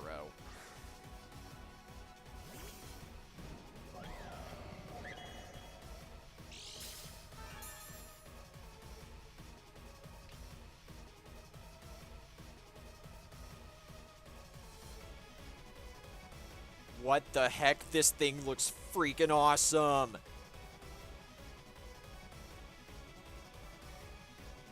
Iron Valiant is a fighting and fairy type? Okay.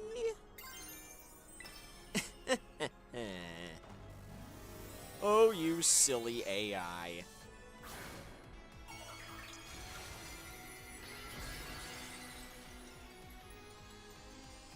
Bubble, I've had so many thoughts about replacing you. But please, show me that you deserve to stay on the team.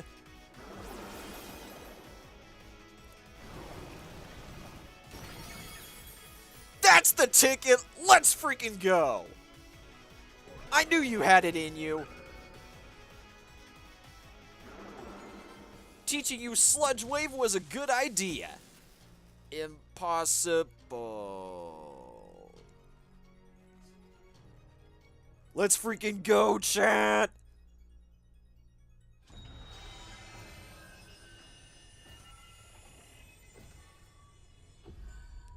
Is Poison super effective against fighting? No, but it is super effective against Fairy! That's how I knew. But great, now what's happening? Oh, hey, it's everybody else.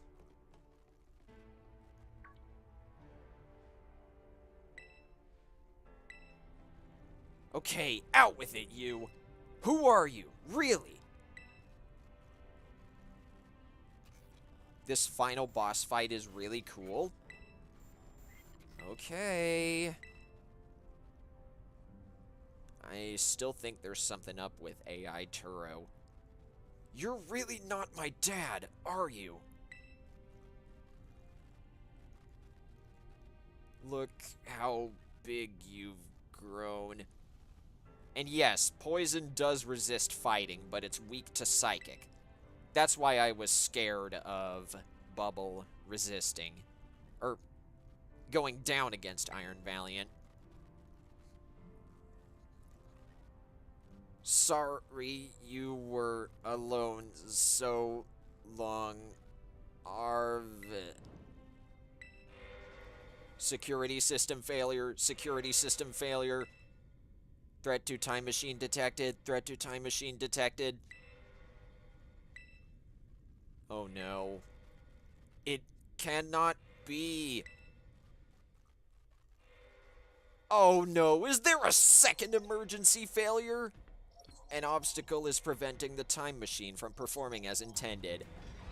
Activating Paradise Protection Protocol.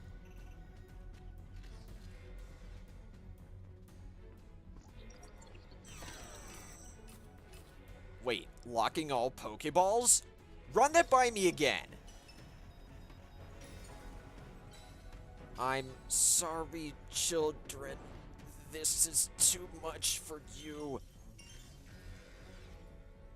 You must run.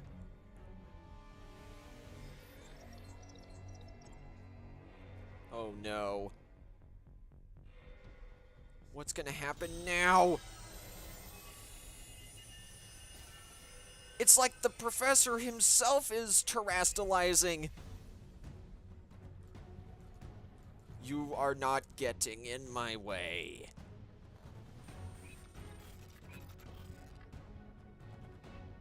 And am I crazy, or did the text box there say a bunch of different things? Professor Turo doesn't want you to battle anymore? Oh, shoot! We're in deep doo-doo.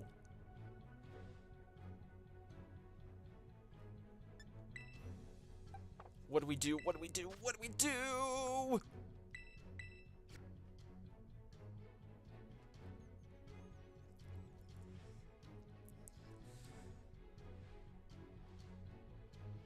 Wait a second.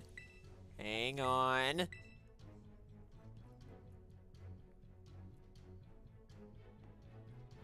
That's totally cheating, and you call yourself an adult? Hang on. Wait, I can't access my key items.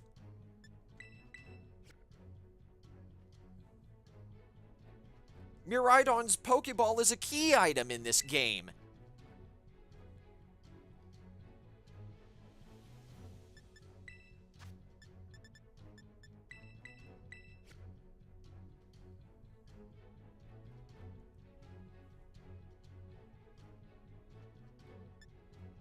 It has?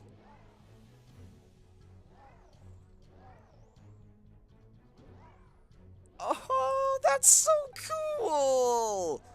It's doing little vibrations. Alright. Is it finally your time to shine, Miraidon? Get out there, buddy.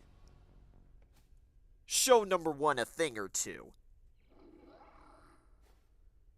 And prove to me that you're the one who's really supposed to be number one.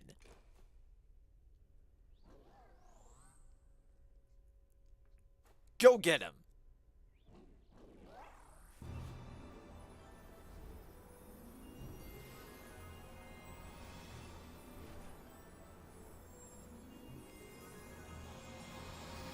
All right, chat, let's do this.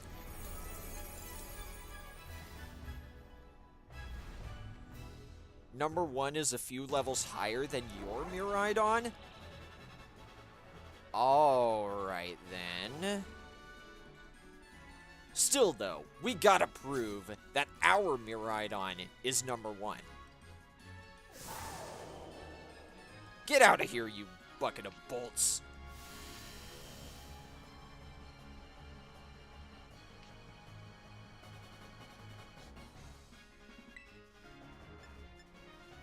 Electro Drift. Oh, good thing you're taunting me, you absolute jerk, Miraidon, because I only know attacking moves, apparently.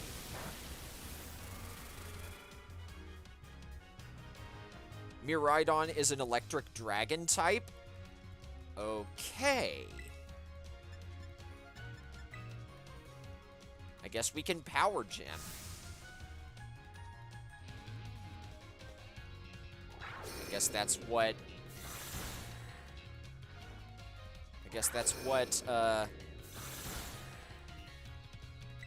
the other Miraidon is. The Scarlet Legendary is a fighting and dragon type. Nice.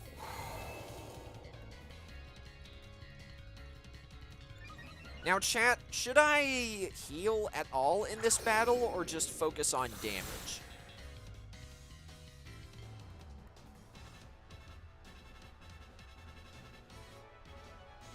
Don't heal? Okay. I'm so used to heal cheese. But if that's what you guys need me to do, then I'll do it. Oh! Crap. Okay, we might be in trouble. Also, welcome, Nomi Man, to the stream. Sorry if I butchered your name there. Oh, wait, Endure!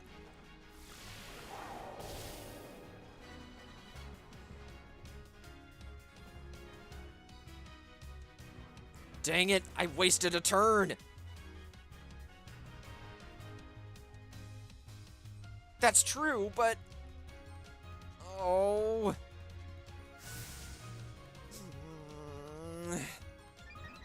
Come on, Miraidon. Please. Please, for the sake of this. Just be faster than Miraidon. Please. Please. I beg of you. Win this one for me.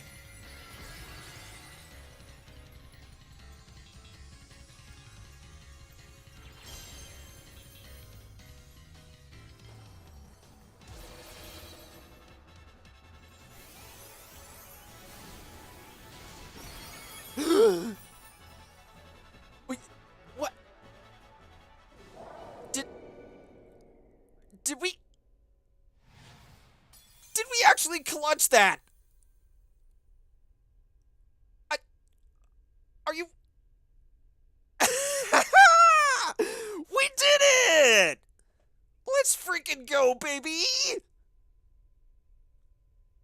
Scripted or not, you gotta admit that was pretty freaking cool.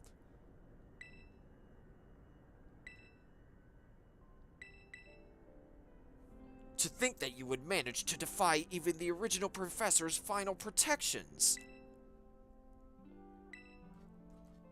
Yes, a completely unforeseen outcome, even for an AI possessing the most sophisticated technology ever conceived.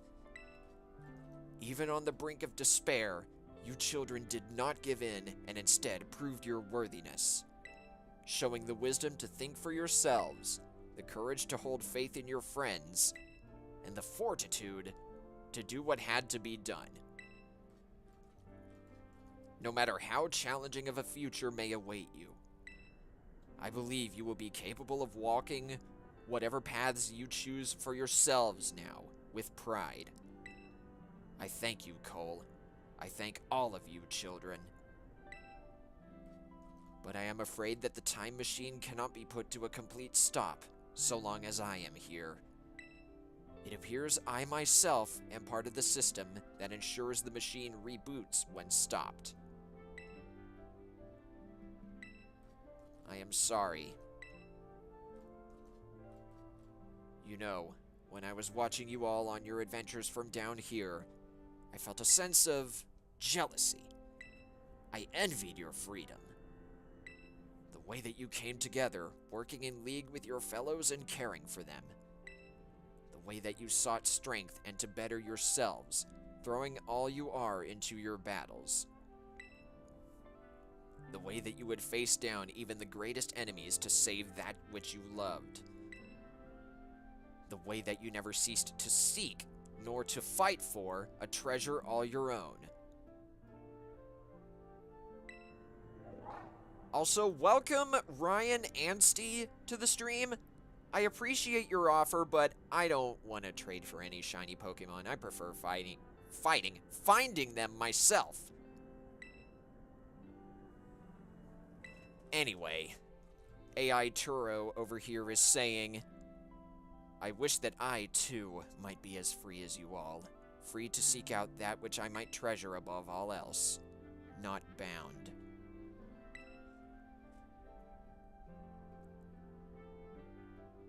Fair enough, I suppose. Anyway.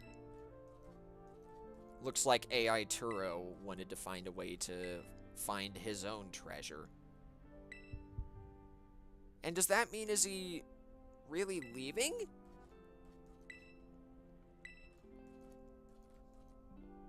Aww. Now he's actually starting to feel it. Arven, I am sorry that I kept the truth from you for so long. I inherited all the thoughts and wishes of the professor, and so I understand better than any. Your father truly loved you. You can't. You can't just go and say a thing like that now. No, I suppose you're right.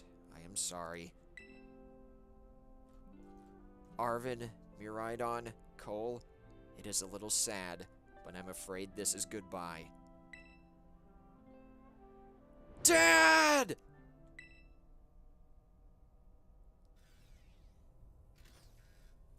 Farewell, my free adventurers. I bid you adieu. Who's Arven's other parent? If you want to take both games into consideration, then the professor in Scarlet version is Arven's mom. Professor Sada is her name.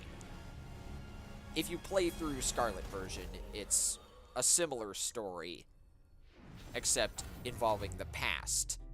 I won't spoil much else other than that, since we literally just beat the game. With that being said, however, while the credits are rolling, I will mute them, because there's a song that plays in the credits that is heavily copywritten, and I don't want to get a copyright strike.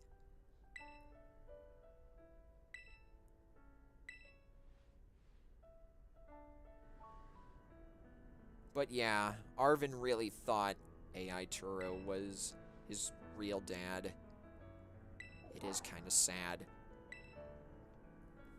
But it's nice to hear that everyone's still doing well in the end. Even Miraidon got the courage to return to its normal form.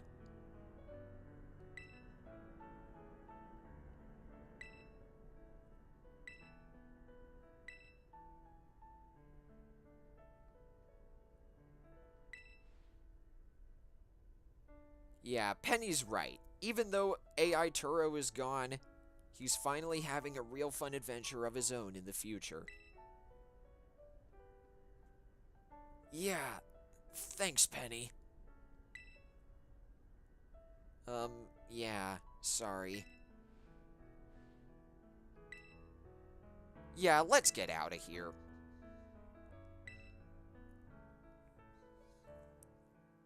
I think we have one cutscene before the credits and one after the credits, if other Pokemon games are to be believed. Unless these are the credits, in which case I better get to Mutant real quick.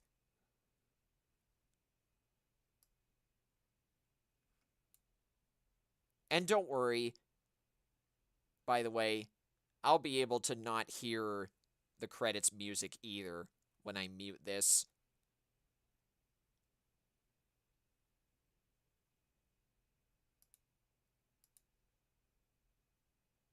Oh no.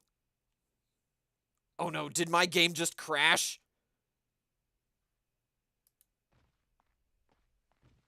Okay, it didn't. It just took a really long time to load up that cutscene.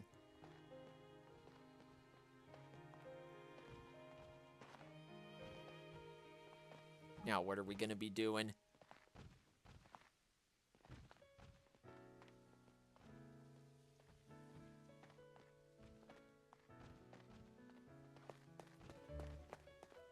Well, there they go, I guess.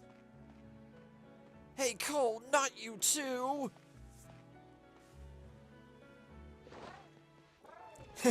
Nice one, Miraidon. Oh, alright, fine. I guess we're really doing this. That would probably be the easy way to get out of it, know me, man.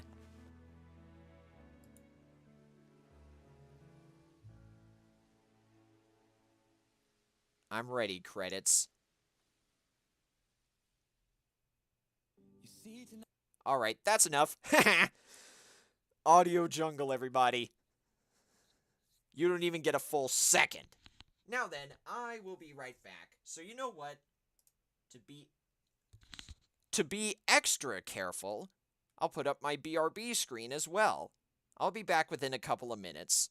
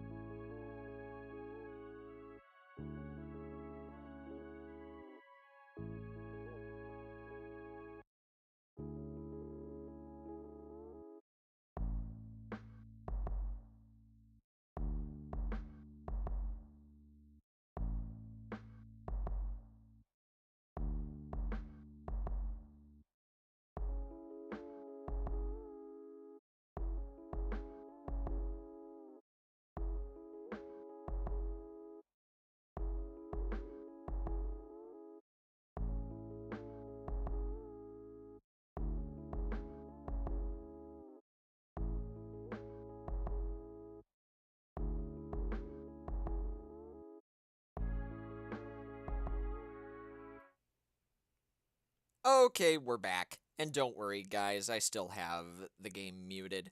So, we're safe for now. But that, ladies and gentlemen, is Pokemon Violet version. I have nothing else I need to do with the main story of the game. So I will be taking care of some of the post-game stuff on my own time. However, I have heard there are 4 legendary Pokemon that I can take on now that the post-game is done. I'll be setting everything up for that at the Academy first, and then I'll make sure to set time aside for that on stream.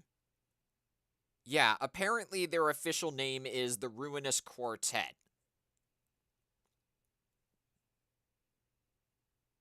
Oh, really? Are they accessible at any point? Even if that is true, I just didn't want to take any chances, you know?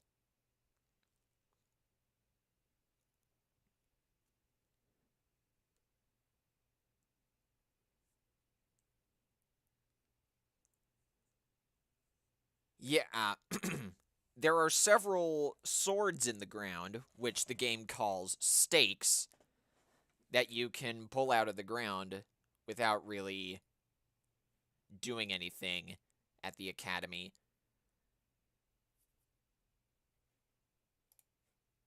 if you take the history classes at the academy, you can find the stakes locations. Ooh, okay, that's good to know, Ryan. Anyway, I have already I have already decided whom we're going to be raiding. So that'll be the easiest part. I just want to make sure we get through any post-credit cutscenes as well. Cuz if I know Pokemon, those exist. Excuse me.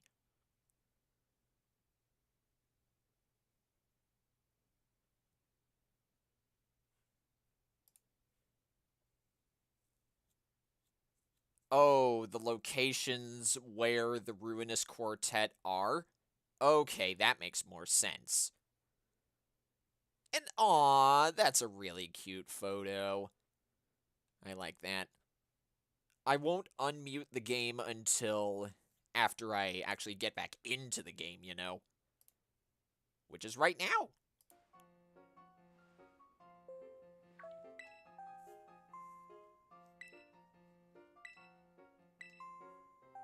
I guess we're going to Director Clavel's office.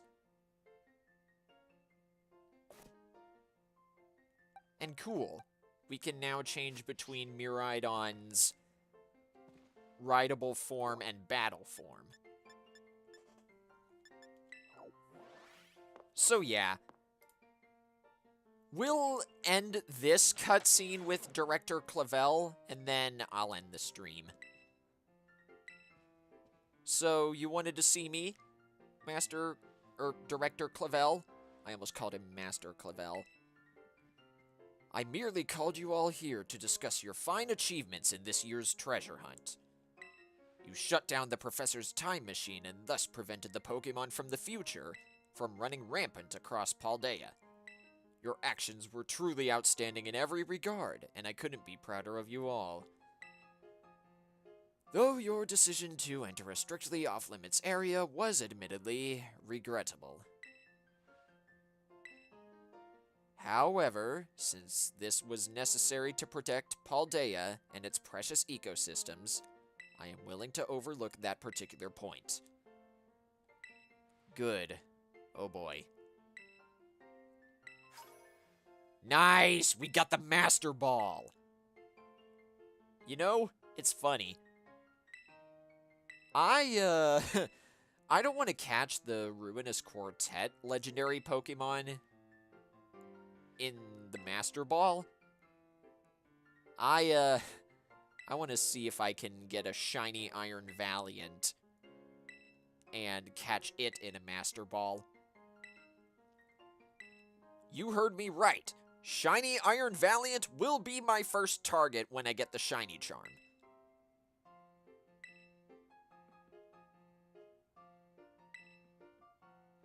And nice, Arven has moved on from the whole business with AI Turo.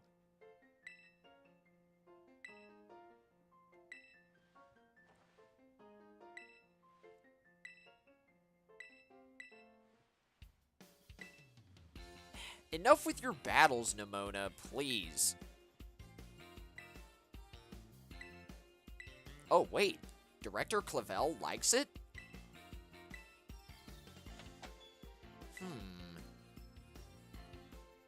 And it looks like Champion Geeta is back.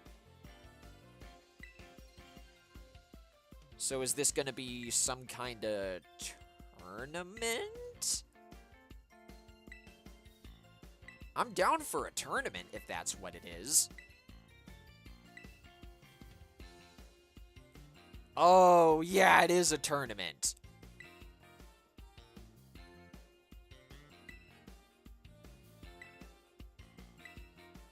You get Pokédollars for competing in this tournament as well? Nice. You love to see that. Oh yeah, Taylor. It's a good thing you mentioned that. I'm putting off Pokemon Mystery Dungeon for a while. I don't know if any of you guys were here for this, but for this year, for 2023, I am going to be focusing on only one stream game at a time. Except for this and Splatoon 3. So games like Miitopia, Paper Mario the Origami King, Super Mario Sunshine, and Pokemon Mystery Dungeon, those are ones that I consider stream-exclusive games. But games like Splatoon 3 and Pokemon Violet, I can pretty much play at any time, without progressing the story. Well, anytime on stream. So, I hate to say it, Pokemon Mystery Dungeon Rescue Team DX won't be on my channel for a while. But not to worry, I will still continue from where I left off after playing it that one night months ago. I am not done with the game just yet. And nice, Penny is saying she wanted to watch some anime, but I guess she's on the job.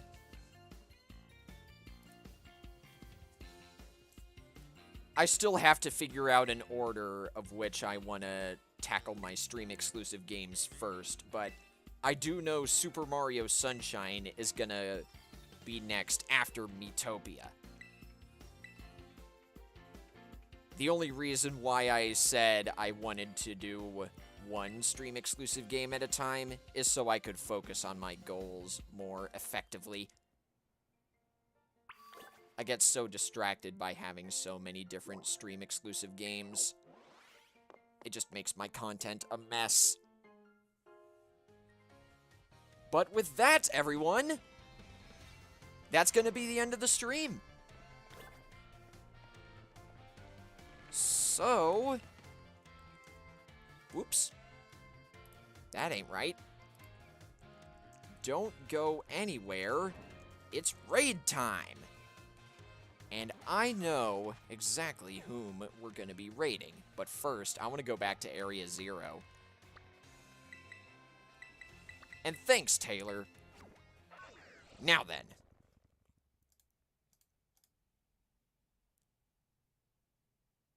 We are going to be raiding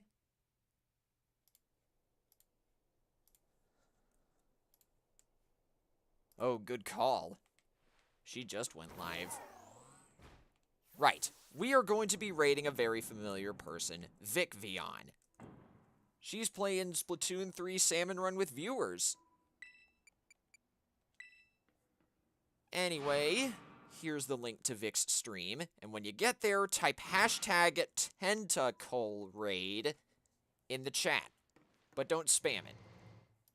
My next stream is going to be either one of two things. It's going to be a Splatoon 3 private battle stream, or it's going to be Splatoon 3 Salmon Run with viewers.